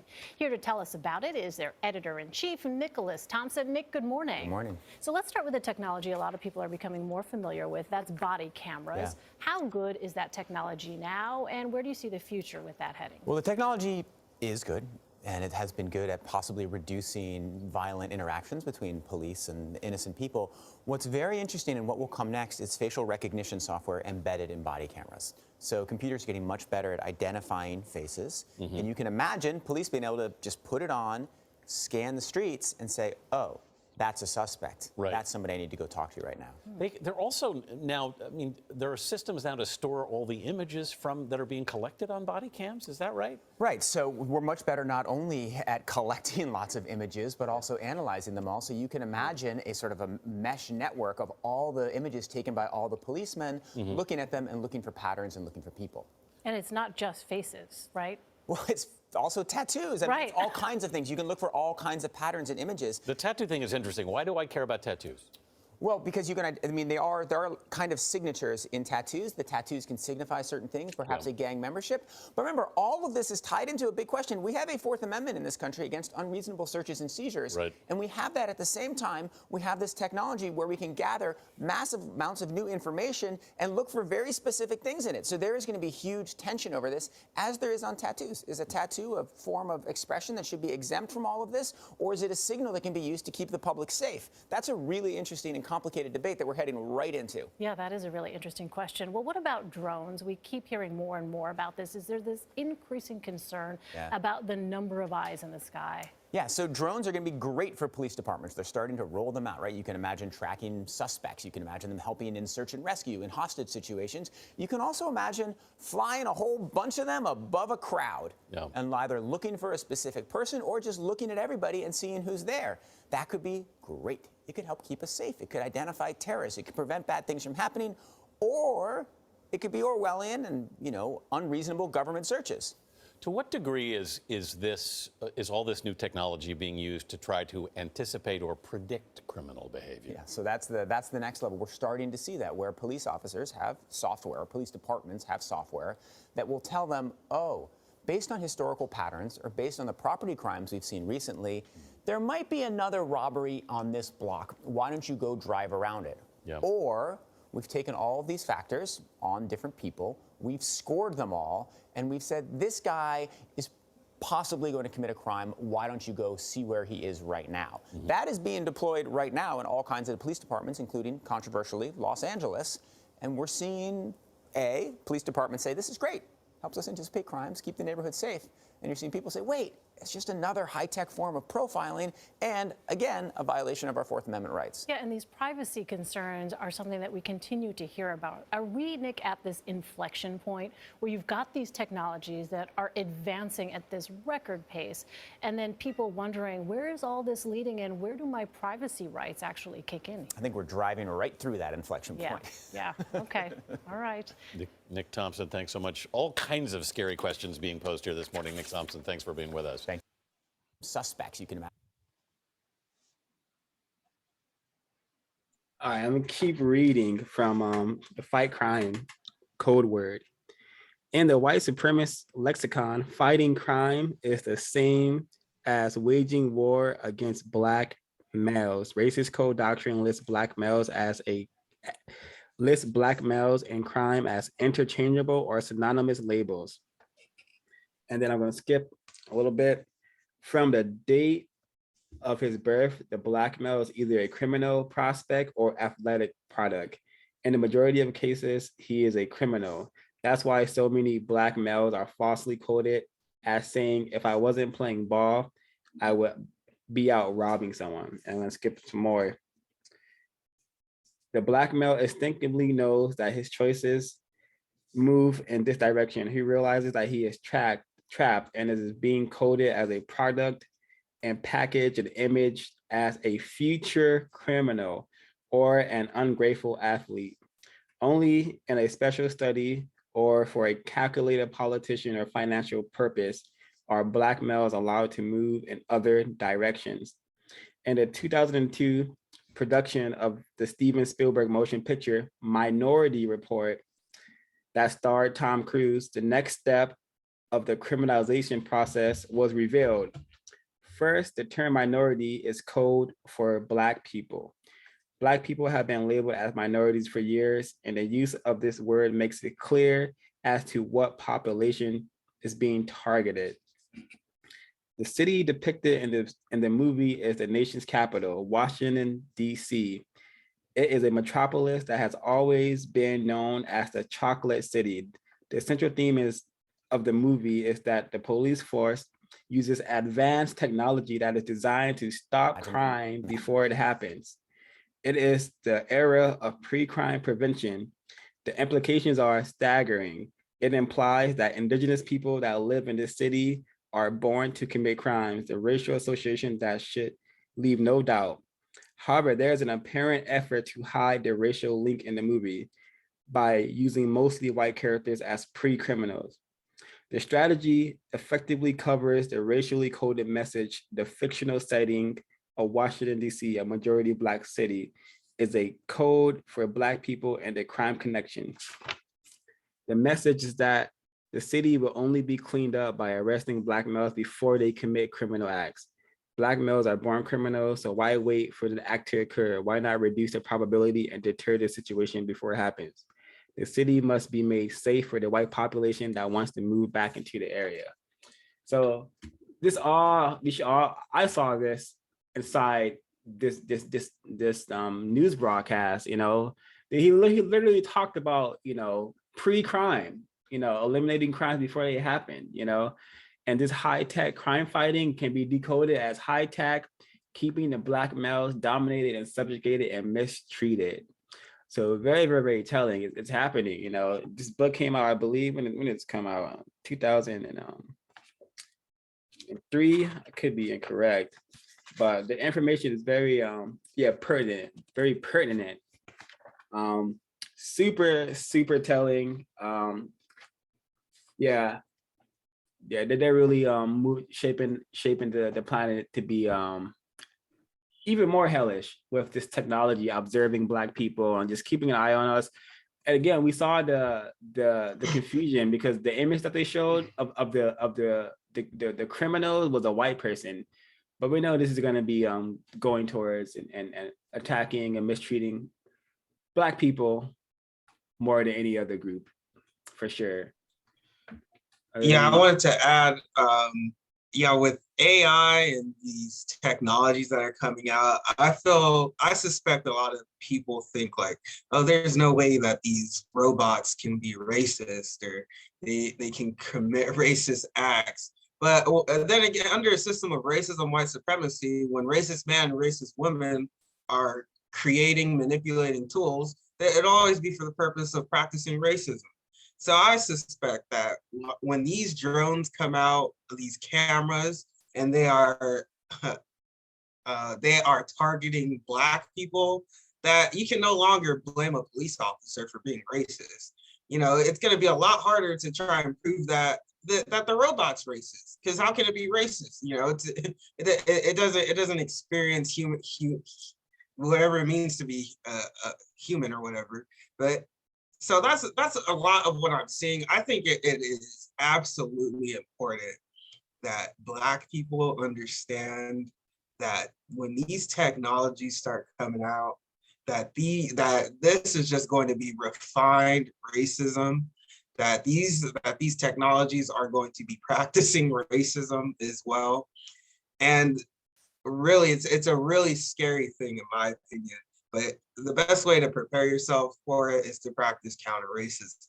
I think, you know, it's that this is going, they're telling us and they're letting us know, like, you know, we're violating your rights, privacy, that doesn't exist anymore.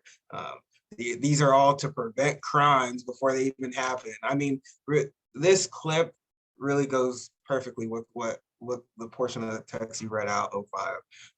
So I think Black people really need to understand that this is dangerous, that things, I suspect things will not get better. They will get significantly worse. Yeah, and this is from 2018. Like, this broadcast is from 2018. So the technology has had a number of years to improve. And you're correct. You know, this AI being designed by a white mind, a person who believes and supports white supremacy, it will have that same function and that same behavior. So it's just super. Also, white people, racist men, racist women, they have led us, Black people, to cover ourselves with tattoos, you know.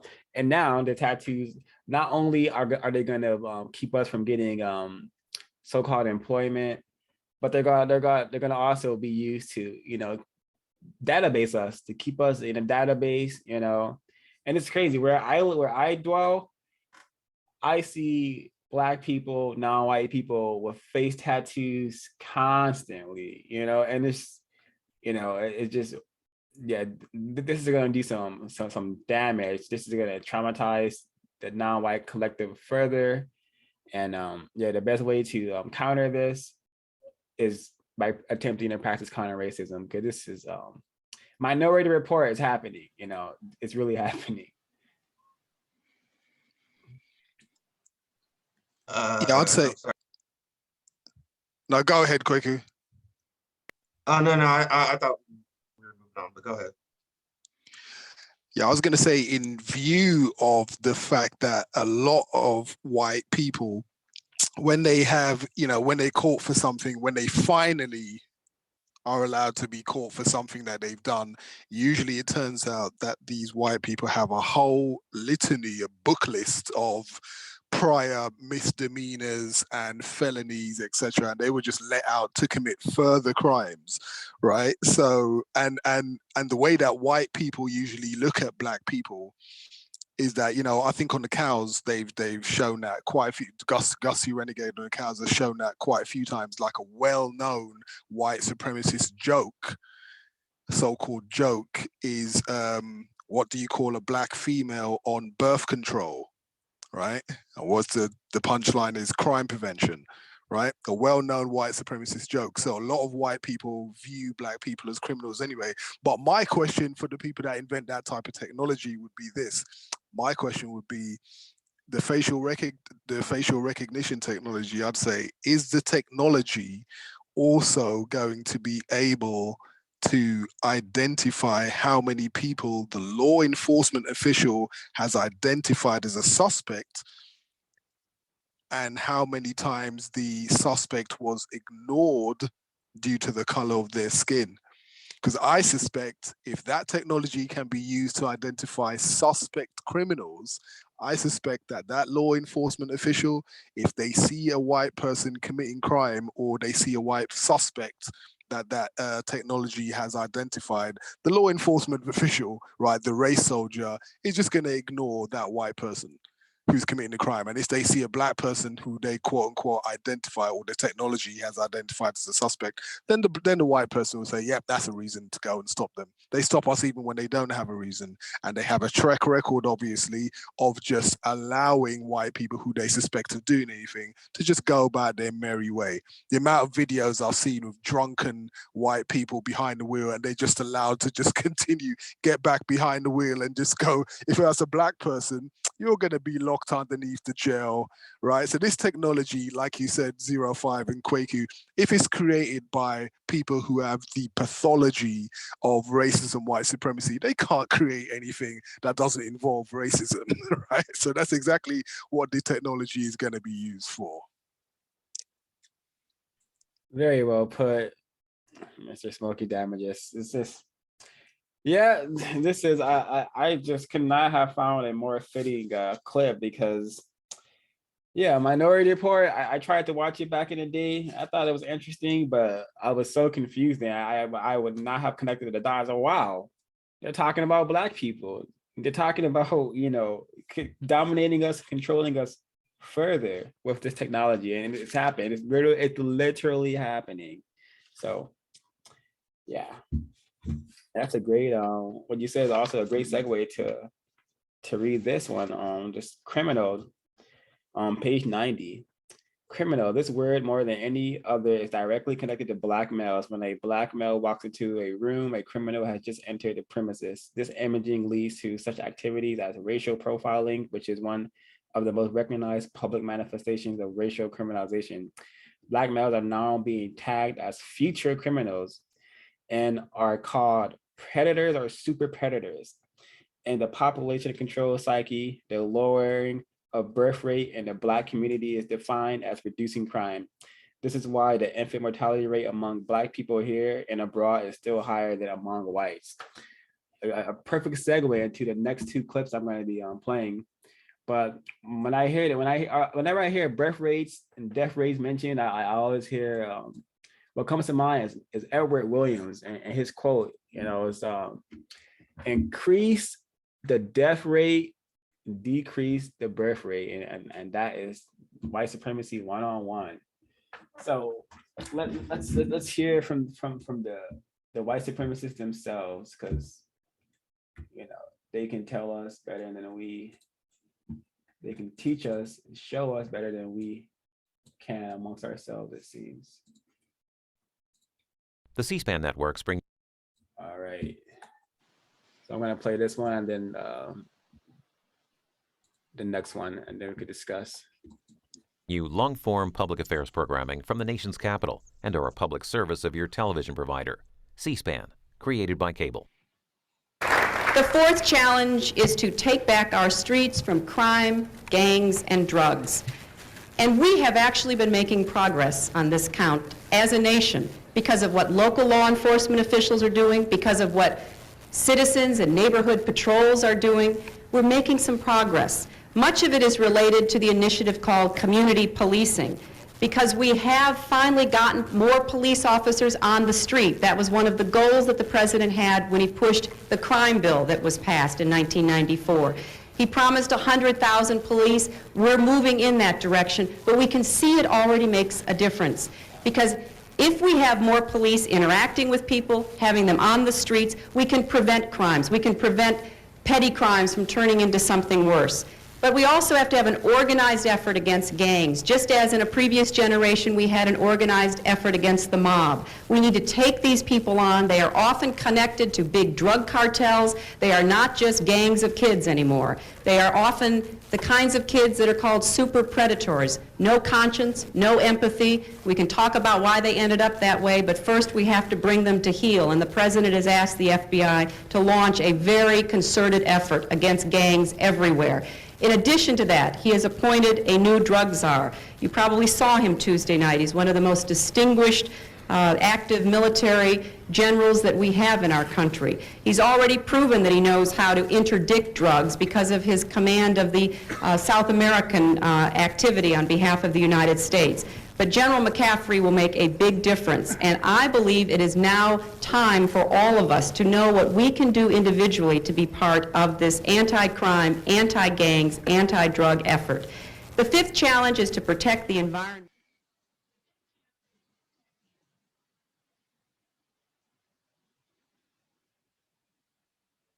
The fact that you even have to say Black Lives Matter lets you know how bad the problem is.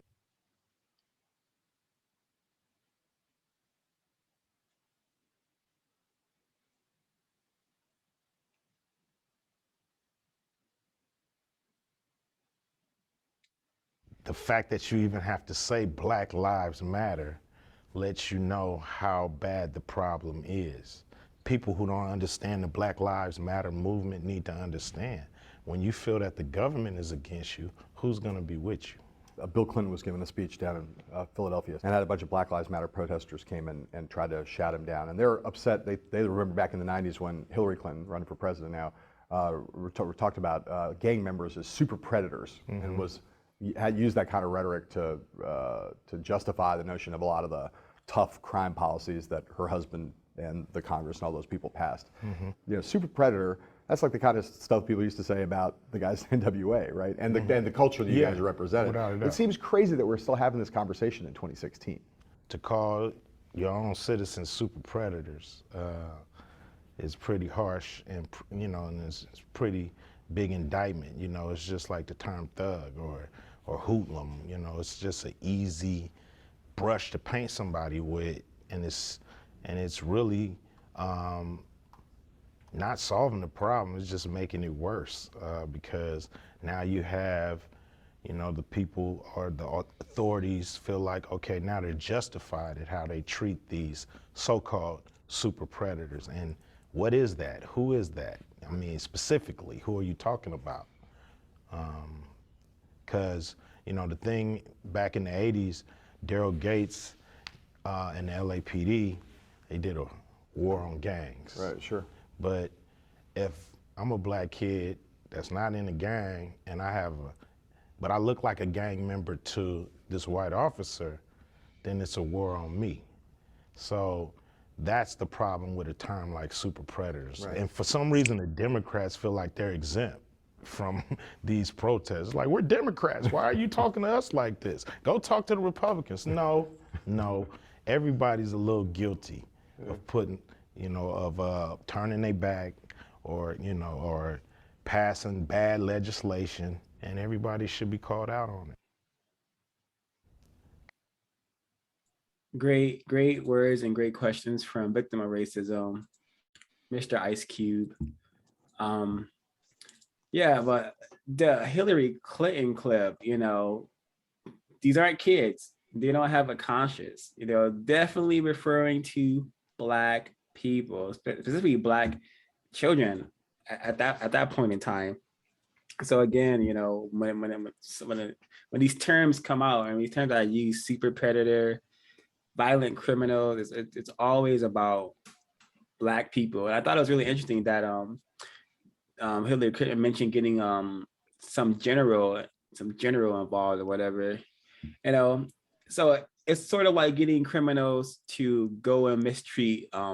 It's not sort of. It's literally getting criminals to go out and mistreat victims, because Gary Webb talked about, documented, you know, white people bringing drugs and guns into areas where Black people live, you know, and now these victims of that sort of deceit and sabotage are now going to be further victimized by, you know, whatever the crime bill that was established and that was promoted. And I appreciate Ice Cube saying that, you know, so-called Democrats and so-called Republicans is all part of the white supremacist system, and none of them are helping to solve the problem. Like he said, it's not helping to solve the problem, it's only making it worse. And that's the plan, I suspect.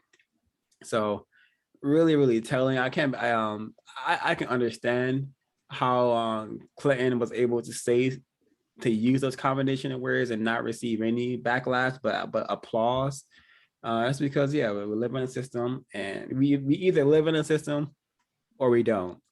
And that broadcast and that video suggests that we do. And I would consider that evidence that we live in a system of white supremacy, and that these code words in this book have a lot of validity behind them. You know, Black males are now being tagged as future criminals and are called predators or super predators. Any comments?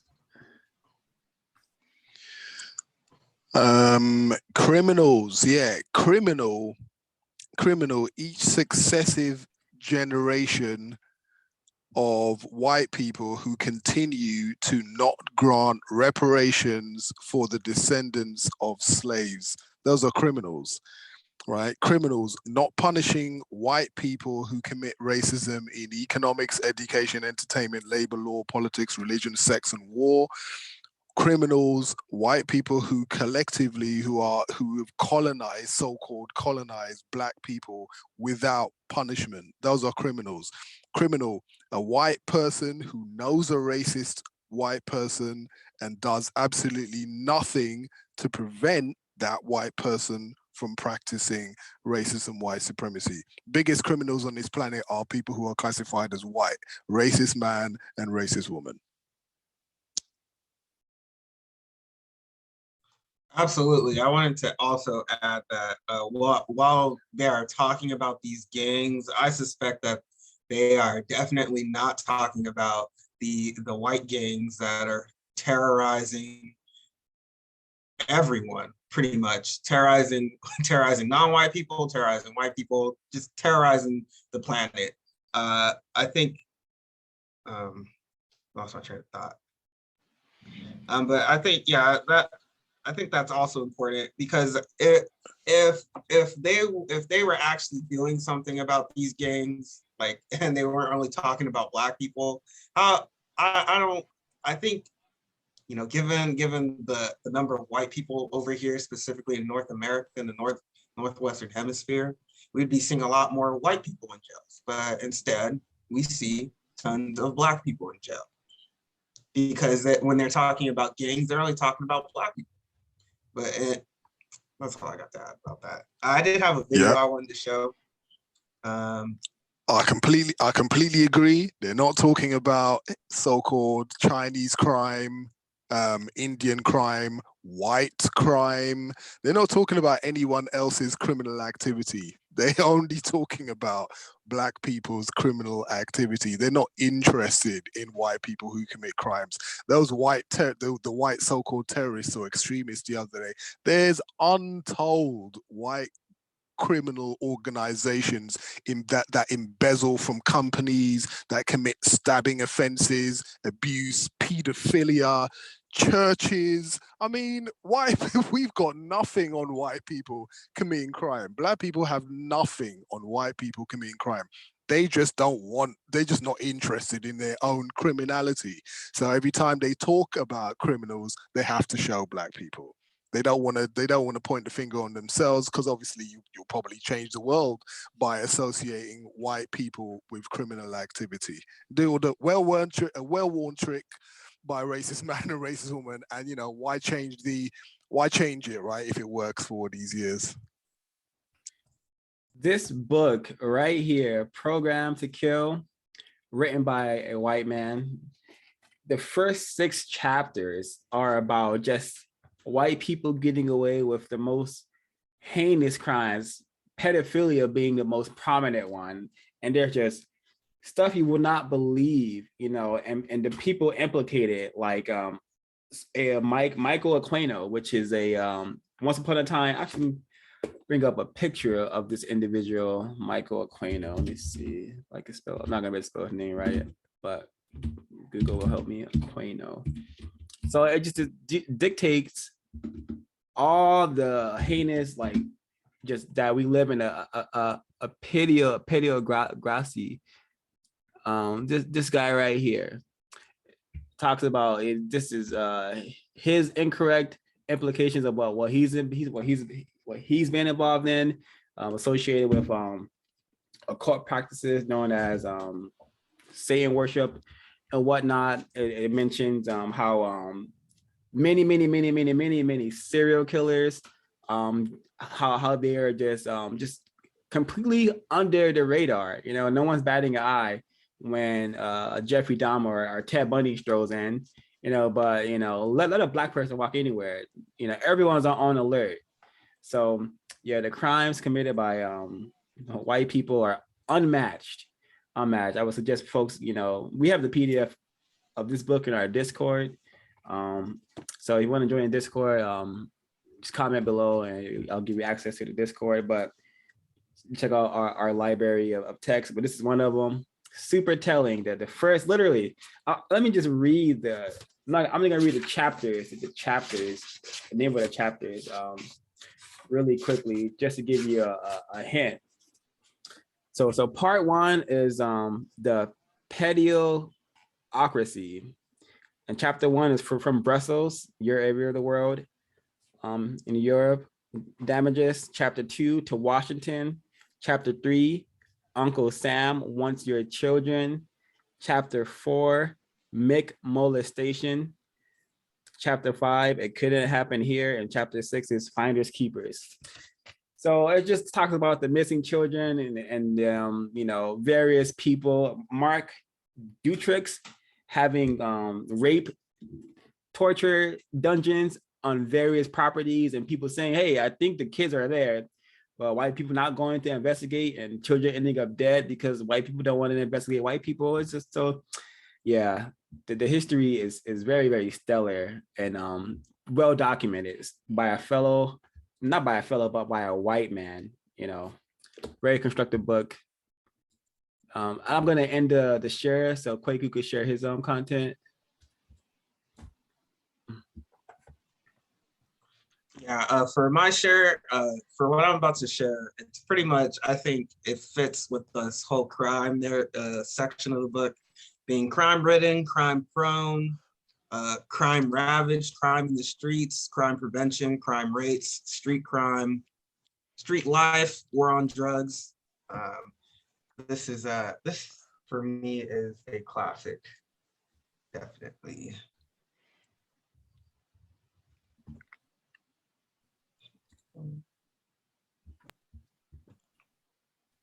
Justice, whatever either one of those meant. I never knew. I was running then in 1972. I didn't think Richard Nixon knew what it meant, and I didn't think the opposition knew what it meant. This president is very, very straightforward and simple. He knows there are two basic steps here. One step is you must take back the streets. And you take back the streets by more cops, more prisons, more physical protection for the people. He also understands what my friend from Texas understands, and he doesn't talk a lot about, but he signed on to in this bill. He also understands there's a need to keep people who are first-time offenders, who are nonviolent offenders, or who are potential time offenders who haven't gotten, I yield myself an additional 3 minutes, who in fact are people who are getting themselves into the crime stream for the first time, that they should be diverted from the system. So I hope this crime bill, when it passes, the Biden-Hatch crime bill, as it becomes law, God willing, I hope that we will have ended once and for all this notion that is a hangover from the 60s, that somehow Democrats are weak on crime and Democratic presidents are weak on crime and Republicans are tough on crime. The truth is, every major crime bill since 1976 that's come out of this Congress, every minor crime bill has had the name of the Democratic senator from the state of Delaware, Joe Biden, on that bill, and has had a majority vote of the Democratic members of the United States Senate on the bill. So one of the things I want to do in addition to ending crime is end the political carnage that goes on when we talk about crime. Crime is not Democrat or Republican. Making the streets safe is not a Democratic or Republican issue. This is one of those issues I hope this passage of this bill will be taken out of the gridlock category and moved into an emerging consensus. And the consensus is as follows, and I will cease when I finish this statement. The consensus is A, we must take back the streets. It doesn't matter whether or not the person that is accosting your son or daughter or my son or daughter, my wife, your husband, my mother, your parents. It doesn't matter whether or not they were deprived as a youth. It doesn't matter or not whether or not they had no background that enabled them to become socialized into the fabric of society. It doesn't matter whether or not they're the victims of society. The end result is they're about to knock my mother on the head with a lead pipe, shoot my sister, beat up my wife, take on my sons. So I want to ask, what made them do this? They must be taken off the street. That's number one. There's a consensus on that. The Democratic chairman of the Judiciary Committee, the Democratic president of the United States of America, the Democratic attorney general, the Republican leader of this effort, Senator Hatch, the Republican senator from Texas. We all agree on that. Now, we can find some fringe folks in the study groups on the right wing and left wing, libertarians and left-wingers in my party who say, no, that's not what we should do. But politically, that consensus has been arrived at. I acknowledge there was not that consensus in the 60s. There is today. There's a second thing that we all have agreed upon, and that is unless we do something about that cadre of young people, tens of thousands of them, born out of wedlock, without parents, without supervision, without any structure, without any conscience developing, because they literally, I yield myself 3 more minutes, because they literally have not been socialized. They literally have not had an opportunity. We should focus on them now, not out of a liberal instinct for love, brother, and humanity, although I think that's a good instinct, but for simple, pragmatic reasons. If we don't, they will, or a portion of them will, become the predators 15 years from now. And Madam President, we have predators on our streets that society has, in fact, in part because of its neglect, created. Again, it does not mean because we created them that we somehow forgive them or do not take them out of society to protect my family and yours from them. They are beyond the pale, many of those people. Beyond the pale. And it's a sad commentary on society. We have no choice but to take them out of society. And the truth is, we don't very well know how to rehabilitate them at that point. That's the sad truth. You're looking at the fellow who was...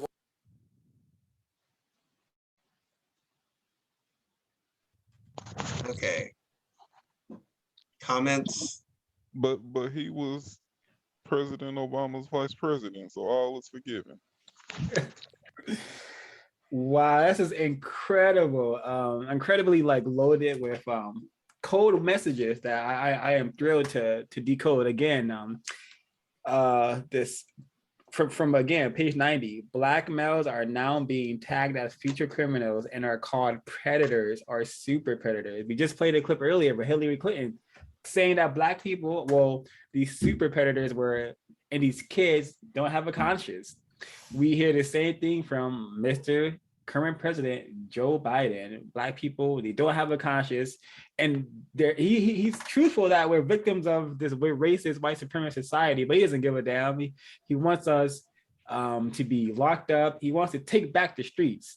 Take back the streets, right? We heard that a lot, right? And for page 91, right here, the code phrase, crime in the streets. This coded phrase is the same as saying all Black males commit crimes. It is both a racial and political concept that was fully developed in the 1970s. It means that niggers are running wild and are out of control like a pack of dogs in lustful, violent passion. The term crime in the streets means that every time a Black man is walking down the street, a crime is going to happen or has already been committed. When Black males walk the streets, it is the same as a criminal or a criminal suspect walking down the street. In other words, a criminal, this image has led to such concepts such as walking while Black, shopping while Black, flying Black. And I'm gonna skip a little. Actually, let me read this whole paragraph. When black males are hanging around the street, walking into a store, strolling through shopping mall, or in the ice cream parlor, in the minds of many whites, a criminal has just entered the premises and must be watched and checked for a possible theft or violent act. This is very obvious by the way white people watch blacks when they come into all white environments. I'm going to skip a little bit to the last paragraph. Crime in the streets is also used as a rallying cry to get greater resources to combat the imaginary threat of black males. White people are fed stories of black barbarian hordes invading their communities and raping the women. Isn't that what he said? You know, he said that their white women or their mothers are gonna get hit with a lead pipe. Is that what he said in this clip just now? Yes, he did. All right, yes, he did. Continuing, in many commercial advertisements in major white newspapers, the image of the black savage is subliminally embedded in the ad content. This is an illusion. History has no significant records of black men raiding white communities and killing white females, elderly persons, or children. The only historical note is to the extremely limited slave rebellions led by Nat Turner, Denmark Vesey, and Gabriel Prosser. So very, very telling and quite hilariously terroristic. There's more. There's really more because we have a whole other phrase right here, street crime. But I'm gonna say that for a little later. But this was like rich with straight from the serpent's mouth, the serpent being a suspected racist by the name of Joseph Biden, current president of the so-called United States.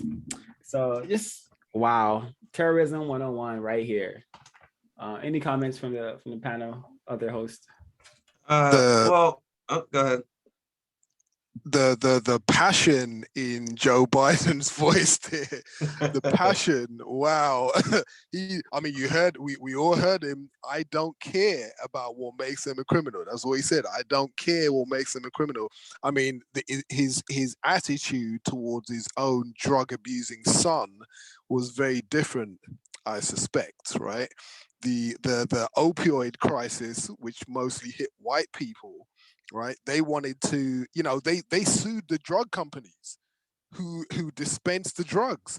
They really did care about what made those white people into criminals, right? What made them drug abusers, etc. They're really interested in what makes someone a criminal when it comes to white people.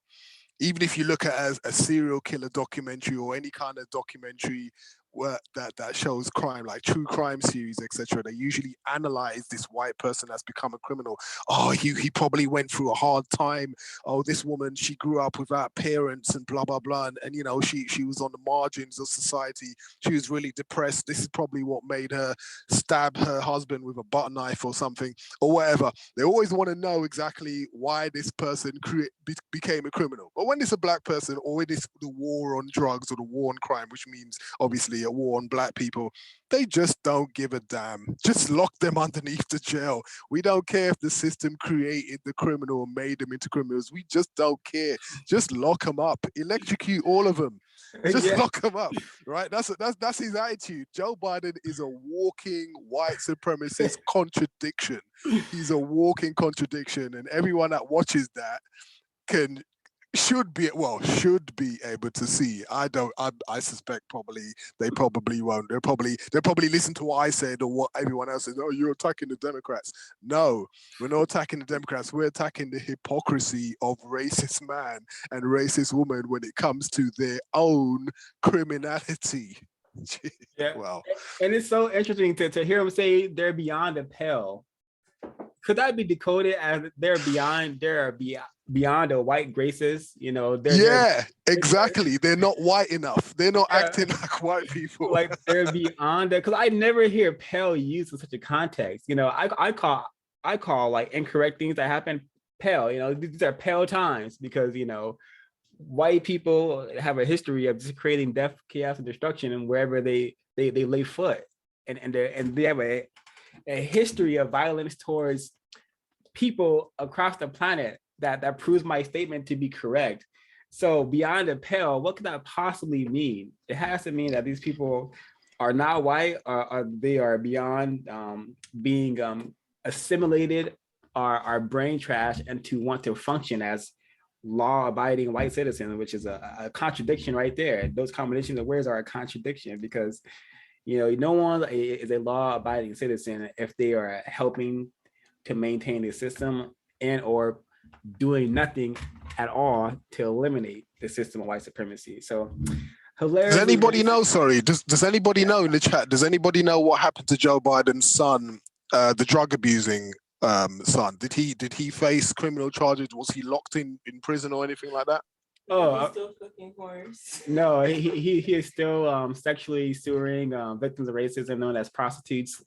So yeah, that was very, very different attitude towards his own son's criminality. Yeah, very telling. Yeah, and I think him using that angle that the super predators, the predators are going to come after the white children. That is, Khari Enaharo said it best, a rallying cry. Crime in the streets is also used as a rallying cry to get greater resources to combat the imaginary threat of Black males. What is he trying to get? He wants more prisons, right? He wants more prisons to lock up all the evil, bad Black people. So very telling. Yes, multiple rallying cries throughout that, especially the whole Democrat and Republican thing, saying, hey, we need to unite against these niggers. We need to get them off, take our streets back, get these niggers off the streets, take our streets back. And this isn't a Democratic problem. This isn't a liberal problem. This is a white problem, a white issue. Let's get all the resources. It needs to be like World War II production to get these niggers off the street. I thought that this was incredibly despicable. I don't know how it's 2021. I suspect that it's 2021 and Black people haven't seen this yet. That is dangerous. I think every single Black person, non-white person should have at least seen this at least once by now. I suspect, I know I'm going to be disappointed, but I would hope, Yeah, I was trying that whole sort of take back our street stuff and everything like that. That sounded like an extract or an excerpt from D.W. Griffith's Birth of a Nation, right? That's what it sounded like. The KK when it showed the KKK as a force for good among white people, take back our streets because these angry hordes of Black people are running amok and they want to rape these white women and blah blah blah. That's what it sounded like. It just. All what was missing from that was Joe Biden wearing some sort of hooded white kind of cape or whatever, and with a pitchfork in his hand or something and a whip in the other, talking about we need to take back our streets. I mean, it's ridiculous. It was literally Birth of a Nation speech. Yeah, precisely. And again, Black people do not have a history of destroying towns, going into towns and killing Black children, white children, white women, white men. We don't have a history of that. But studying white people and their history, wasn't too long ago, they were dropping bombs on Black Wall Street, burning down Wilmington, and hundreds of other massacres that they have committed against Black people, non-white people. So if you follow the logic, if one truly follows the logic, don't listen to us because you've been trained to hate people like us, Black people telling the truth. Don't listen to us, just study the problem. Just research white massacres. Won't find any, but research Black massacres. They've been conducted throughout this area of the world known as the United States and also the entire planet. Whole groups of people no longer exist because white people killed them all. And they're so Urugu, and they document everything they literally documented the elimination of an entire group of people to the last person. So that's some serious psychopathology right there that we are attempting to eliminate from this planet. It's just super, super bizarre, but the truth is always staring at us. You know, we are just the select few who choose to present that truth to you. And hopefully, if you come across this broadcast, you know, the message is well received. Let me see. Oh, okay. I'm gonna get this. Go back a little bit to this clip right here. Shout out to Gus T Renegade, because that clip of that soundbite of Chris Rock, "Joe's ain't tough enough. Joe's ain't tough enough." It's stuck in my head all throughout this this study of these pages, and I have a very significant clips that goes with this tough on crime definition code phrase. Let me get it on the screen really quickly. And I noticed something very interesting about this particular clip. Yeah, let me get to. All right. So let me read definition first. The code phrase is "get tough on crime," and it is heavily related to Mr. Biden and what Ms. Clinton were saying earlier. Get tough on crime. This term, when decoded, means getting tough on Black people and Black males in particular. The code is designed to stimulate an attack on the stability of Black people and their living environments. An example of this was the launching of chemical poisoning epidemic, or the flow of drugs against Black people, which was later called a war against crime. All right, so let's hear what this white person is saying here. Suspected racist, I should say. A recent spike in violent crime isn't just an issue in the Forest City, it's being seen across Illinois. State lawmakers are looking at ways to crack down on criminals. Republicans rolled out ideas to improve public safety. The group calls for tougher prison sentences for shooters with a record of violent crime. Urbana resident Carrie Pettigrew got out on parole in July. Last month, police arrested Pettigrew and accused him of shooting a store clerk. Mr. Pettigrew was on a 31-year sentence to the Department of Corrections. He was paroled after serving just 18 years, and 2 months later is alleged to have shot a clerk. Oops.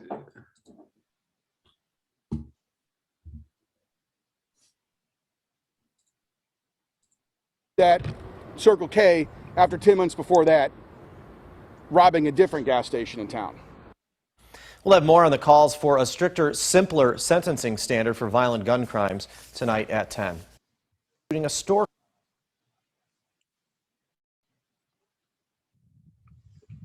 Image of this Black male was on the screen well before any mention of Pettigrew. We don't even know if this is Pettigrew right here. This could be a random Black male. So because they never say if this is Pettigrew or not. So this is super racist, you know, like we saw this image at the mention of needing to get tough on crime. No indication of it, but this is the image they want in the white minds and the confused Black people, confused non-white people's mind. They want us to just associate Black males with being criminals and need to get tougher on us. This is so overtly racist. Just so much can be decoded, and just it's 51 on whatever. And whoever Pettigrew is, spending 18 years in greater confinement is a very long time, and yeah, I think that's a significant amount of time. But if greater confinement was designed to like, you know, rehabilitate and help Black people, not victims of racism, live a constructive existence, then it would do such. But in area of the world that we live in, that we exist in, so-called America, that is not what prison is for. It's just to house the slaves in a more controlled manner.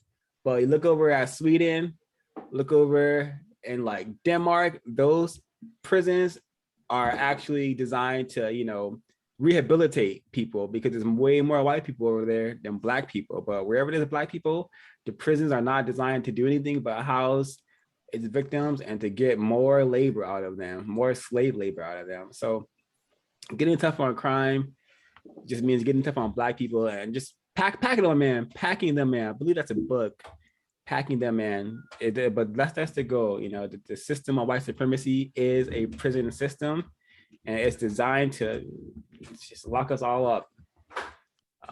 I suspect that Derek Chauvin is not going to do 18 years.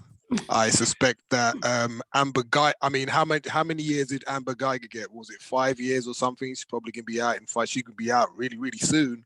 I mean, after her gun crime.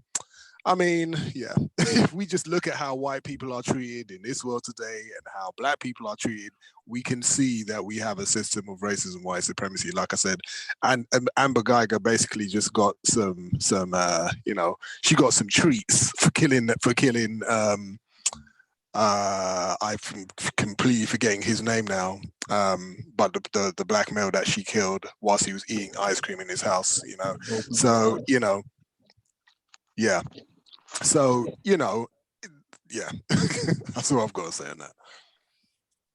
Yeah, jails ain't tough enough apparently, which is why it's like $1 billion industry. And I just saw on Reddit is a great platform to just see the racism in plain sight constantly. And there was an article posted there where like the people who own this particular prison are saying that they're gonna shut it down if the city doesn't fill its 300 beds.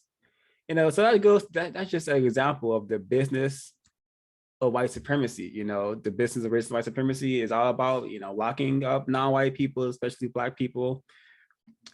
So hopefully motivation to get all people, white and non-white, to get serious about solving this problem, because it ain't gonna go away without some serious thought, speech, and action. All right, so street crime, page 93. This is a point of reference for dealing with low value level transgressions committed by black males, unsavory offenses such as open air, drug business, purse snatching, mugging, 7-Eleven convenience store, robberies, or homicides, usually over a $20 debt or are emotional or dumb crimes. These do not require detailed planning, organization, technical competency, or intelligence. These are the majority of crimes black males are thought to take part in. Street crime is the opposite of the term white collar crime. White collar crime means high line, professional, sophisticated crime, usually committed by white males.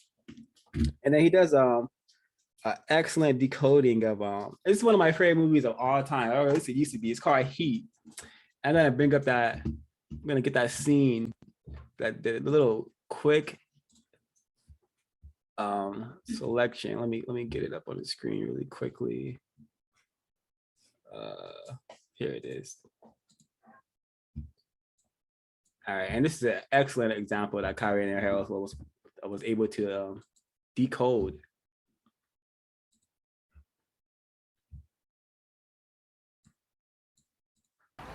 You taking this one, Lieutenant, or does it stay individual? This look like gangbangers working the local 7-Eleven to you? Robbery, homicides, taking it. Oh, so I'm going to continue reading.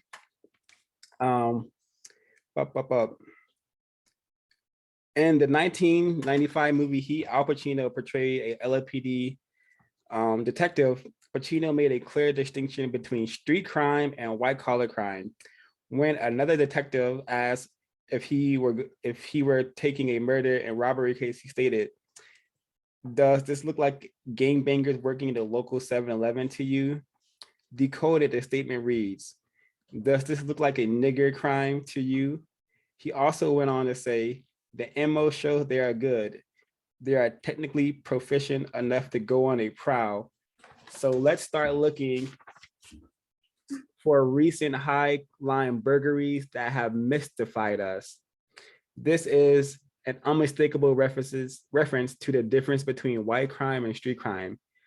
This does not mean that whites do not commit so-called street crimes or crimes of passion.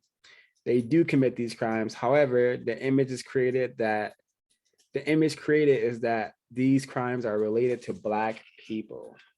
So, epic decoding from Khari Enaharo, and yeah, when I watched this film, when I was more confused, I didn't get it. But now I totally understand what is being communicated here with the help of just be able to decode. So any comments?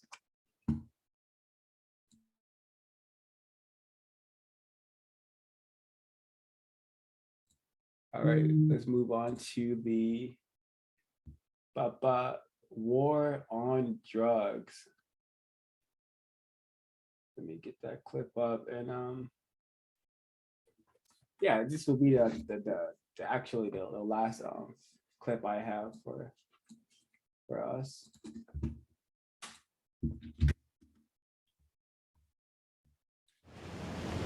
And go to. Alrighty. I don't know how much we'll watch of it. We would definitely probably won't be watching the whole thing.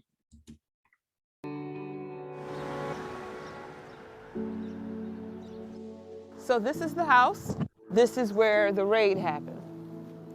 Nafisa Goldsmith was 12 years old when the war on drugs approached her doorstep. America's public enemy number one in the United States is drug abuse. Marijuana, pot, grass, whatever you want to call it, is probably the most dangerous drug in the United States, and we haven't begun to find out all of the ill effects.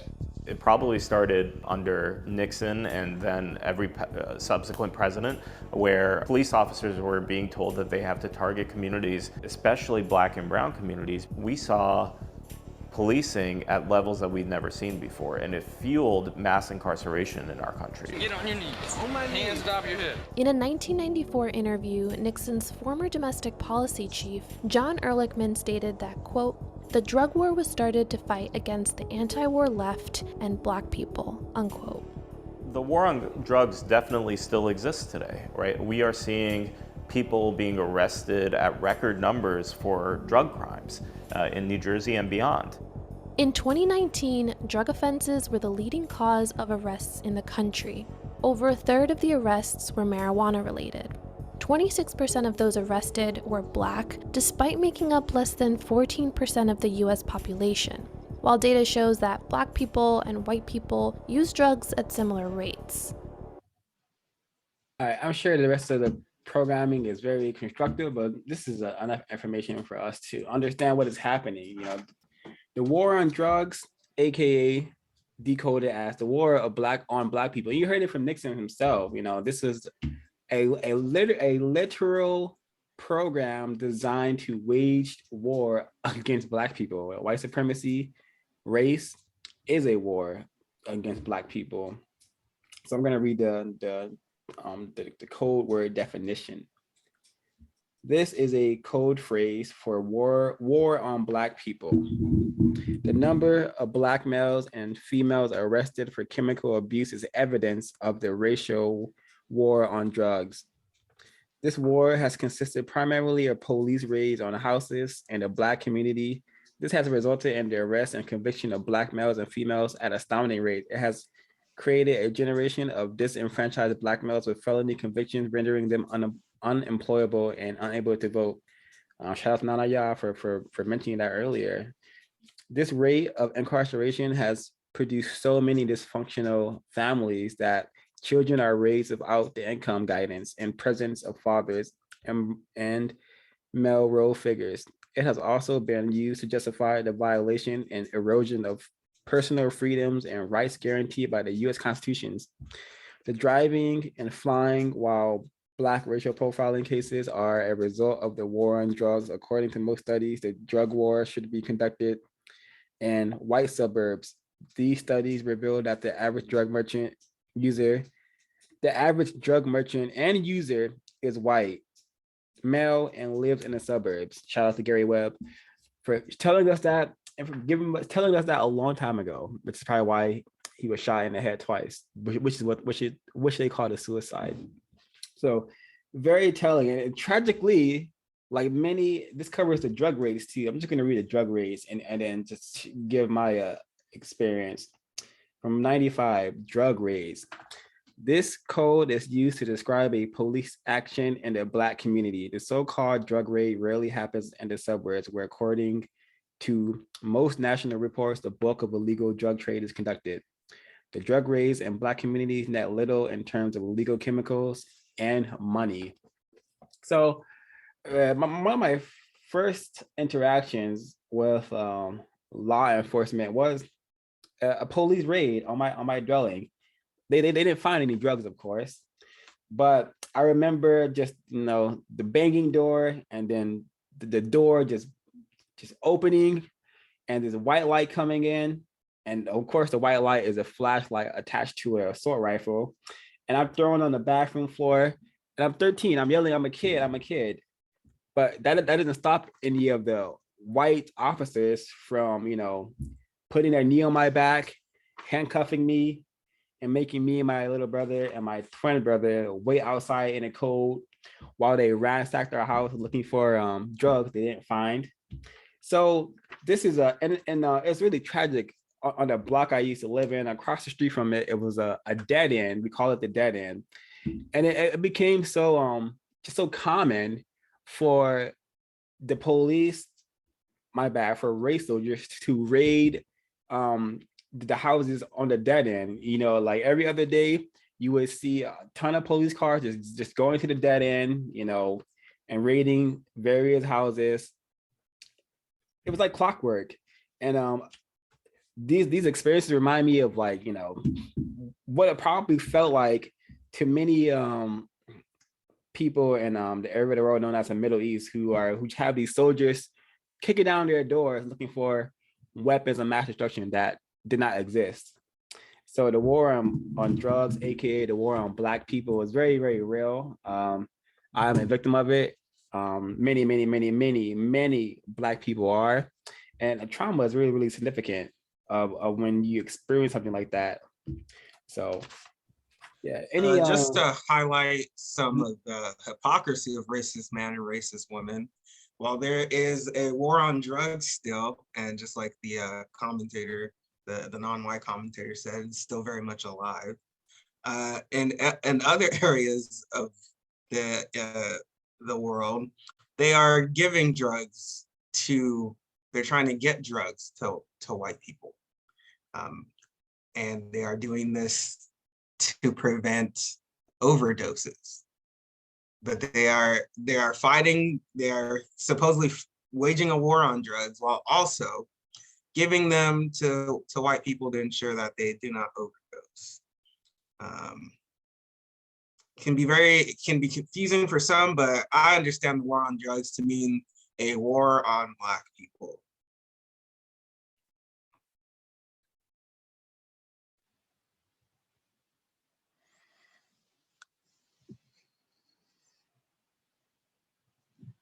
Yeah, the amount of times I've been out to say a club down through like years and years ago with Black associates of mine, and the club is just filled to bursting point with white people off their heads, high on drugs, high on drugs. The Black people in the club most of the time are the only people who are not high, who are not using drugs.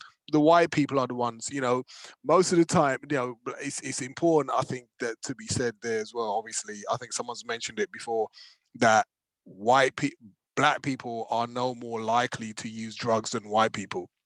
It's just that obviously in the racist system that they're only interested in Black drug users.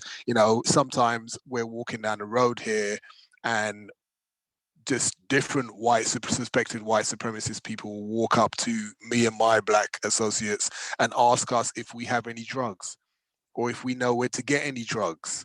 When, we're not on drugs, they're the drug users. They know I'm sure they know where to get the drugs, right? But they're asking Black people to where they can get drugs from. I usually, anytime a white person says that, I just say, well, I usually just ask your mother, or I just say like, I just usually just say, just don't, why don't you just go and ask a white person? Go and ask another high white person like yourself, because obviously they know where to get drugs from, right? And also, I think it's interesting when the white supremacists always change the rules as they go along. Now they've got enough black people in jail for so-called marijuana offenses. Now they've decided to legalize marijuana, and you can just buy it from these stores now. I guess probably in a year's time, you're just going to see loads and loads of stores just opening with just selling marijuana. They started, I think, doing it over here in a few places, but I'm sure all over the world, especially in America as well, so you're going to just have that open selling marijuana. So they've decided, but the question is, I guess, are they going to now, are they going to reduce the sentences or free those black people who've been convicted for those marijuana charges now that marijuana is legal? If you can be a white person and legally trade drugs, but you've got black people in jail for trading the same drugs, are they actually going to free those black people and quash those sentences, give them any kind of compensation? I don't think so, because it was never really about that at all. It was just about putting more black people in jail or greater confinement. Yeah, precisely. Because this broadcast is it originally about a black female whose victim mother was incarcerated for marijuana in the 1990s. So yeah, now marijuana is legal, but black people who were terrorized under Nixon and Reagan's war on black people, called the war on drugs, no compensation, but the Japanese got compensation for being locked up in those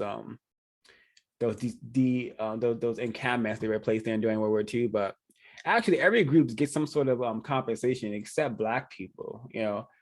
I'm only interested in the form of compensation and housing, transportation, education, and health. I'm not interested in getting money, reparations, any of that. So yeah, we definitely need reparations for all the terrorization we've endured under the system of white supremacy. But the ultimate form of reparations is a system of justice, guaranteeing no one's allowed to be mistreated and those who need help receive help. Yeah, but if we're talking about reparations, it would be epic if we all understood reparations in a form like Neely Fuller has suggested. Look at that clip. He says transportation, education, housing, and I believe health, which is very significant and would do a lot, would be very, very constructive for black people to have access to those things, like infinitely, until we're able to maintain on ourselves without white people's help. Because currently we are just in a powerless position where we simply cannot do that.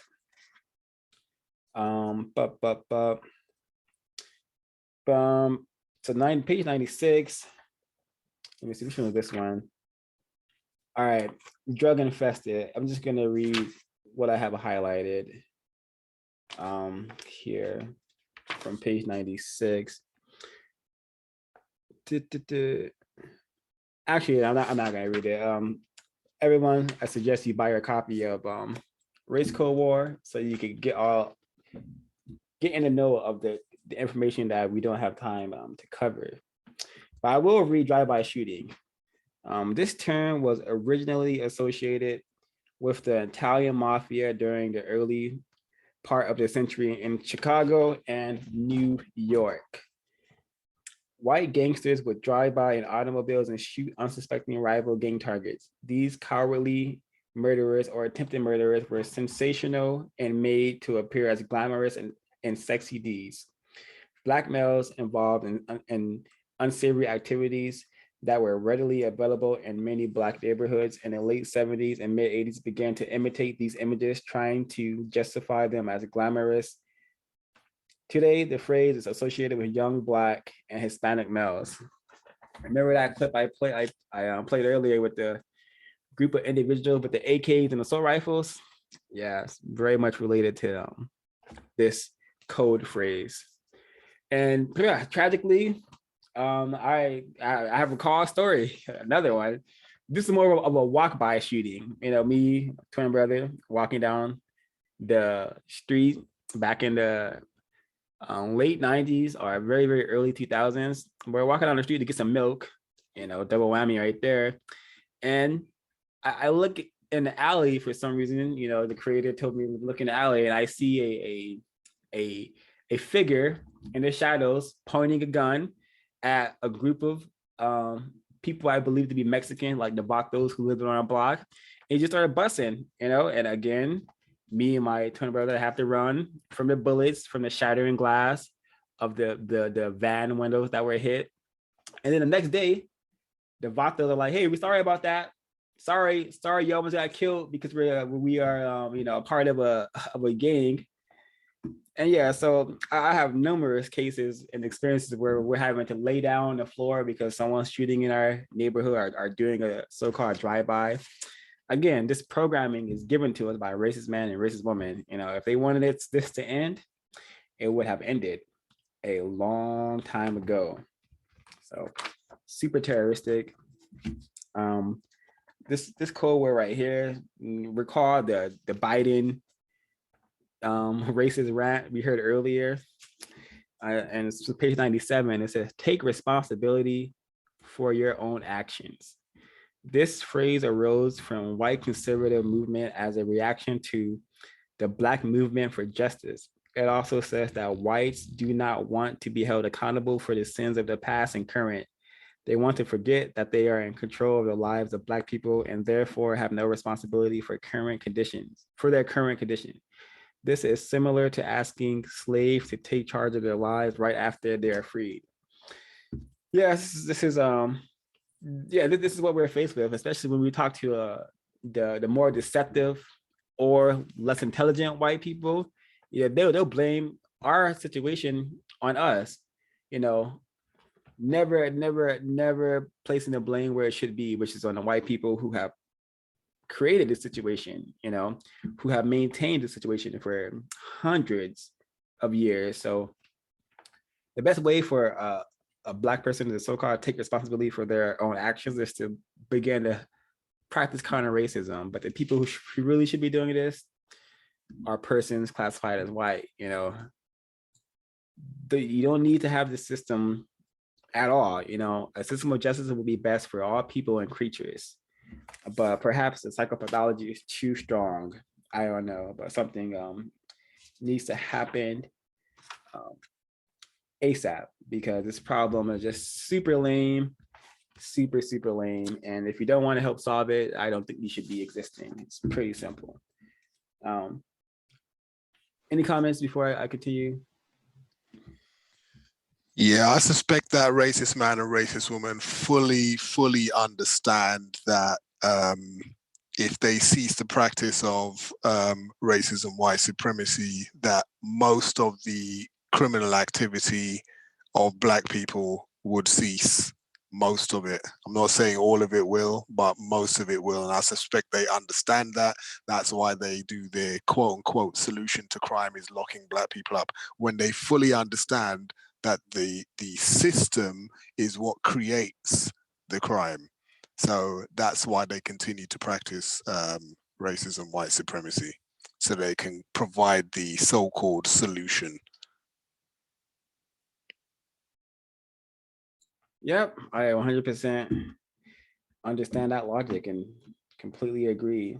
So the final code word I'm going to be discussing is crack on page 97. I'm going to skip to the third paragraph, which states, the white media, police departments, entertainment industry, shout out to Dave Chappelle, tragic that he created that character Tyrone Biggums, or whatever character is the crackhead that he has made famous worldwide. But entertainment industry, courts, and political infrastructures have made official the relationship between Black people and crack cocaine.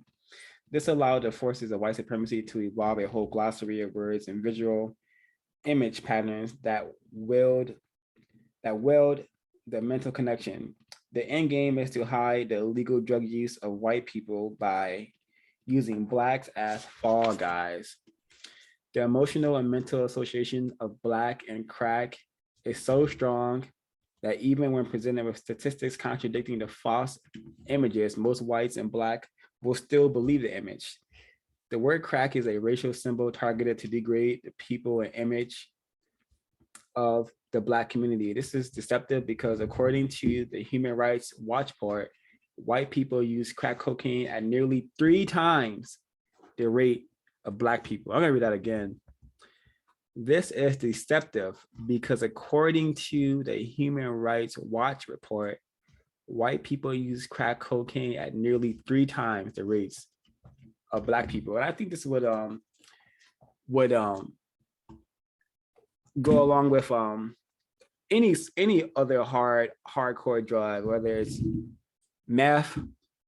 Oh my God, this is a perfect time to tell you a racist, terroristic story. You know, I one time was being sexually assaulted by this white woman named Danny, probably on her way to becoming a doctor now. But she always had access to cocaine, you know. And one time she took me to hang out with some of her associates, who I believe could have been white Hispanics or non-white Hispanics. I didn't ask, but they were just smoking meth in front of us.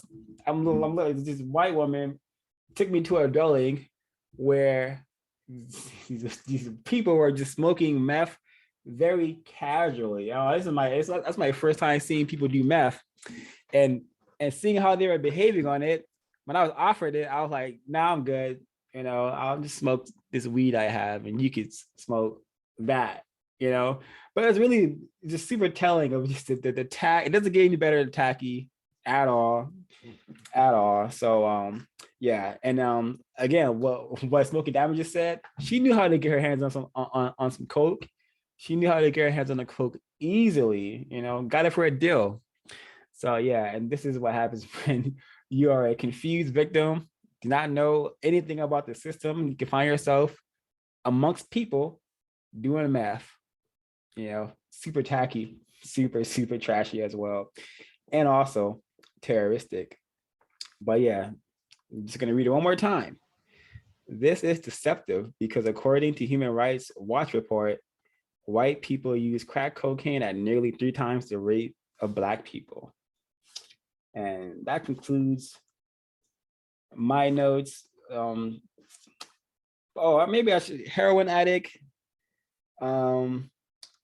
I won't read that, but I think the movie like Train Spotting, I believe, with a bunch of white people running around, a bunch of white drug addicts running around trying to get their nicks fixed, many of them dying in the process. So yeah, like I said, I think white people doing the more hardcore drugs at greater rates than Blacks is pretty consistent. You know, heroin, meth, crack, all done more by white people. I'm pretty sure any research one were to do will lead to that fact. So some of the words we did not discuss: drug infested, street life, drugs, crime prevention. We didn't read that one, but we kind of covered it. So yeah, motivation for folks to get their hands on this book, recommended by Neely Fuller Jr. and I see why, because it is very constructive. Are there any folks who'd like to chime in? Any notes they want to share before we wrap up? If not, we can get to closing comments.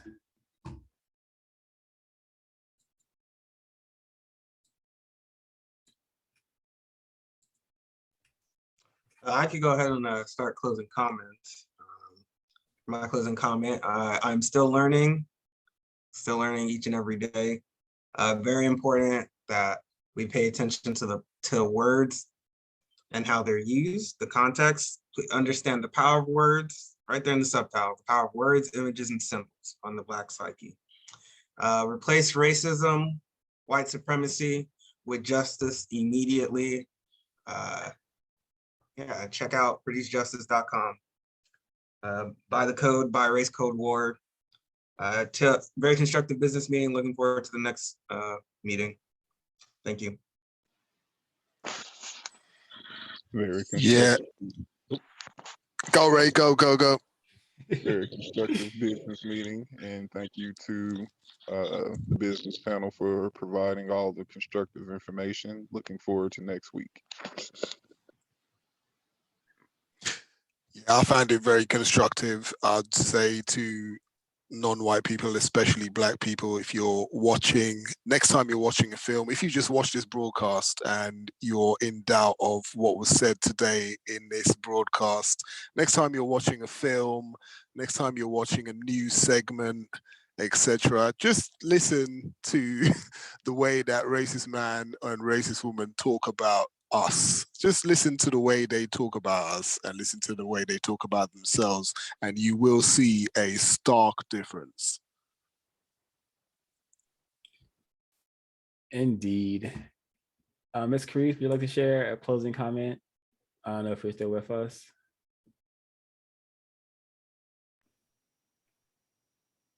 Go ahead, Ms. B. Thank you for the excellent business meeting. I learned a lot, extremely informative. Please like, share, and subscribe to the channel. This book is, wow, it's awesome. And it definitely goes with the Nearly Fuller word guide. Please purchase that if you haven't, and can't wait to the next business meeting. Thank you, Ms. Helen, and to the other hosts who are here with us, Mr. Kwaku, Ray, Smoky Damages, and Ms. Khari, and Nanaya, who was here earlier. Very, very excellent input from all of us. And yeah, this was a very enjoyable and pleasant to get to talk about this information. And for the folks who will come across this, white or non-white, you've been trained to just experience animosity when this sort of truth is presented in this manner, this hard communication manner.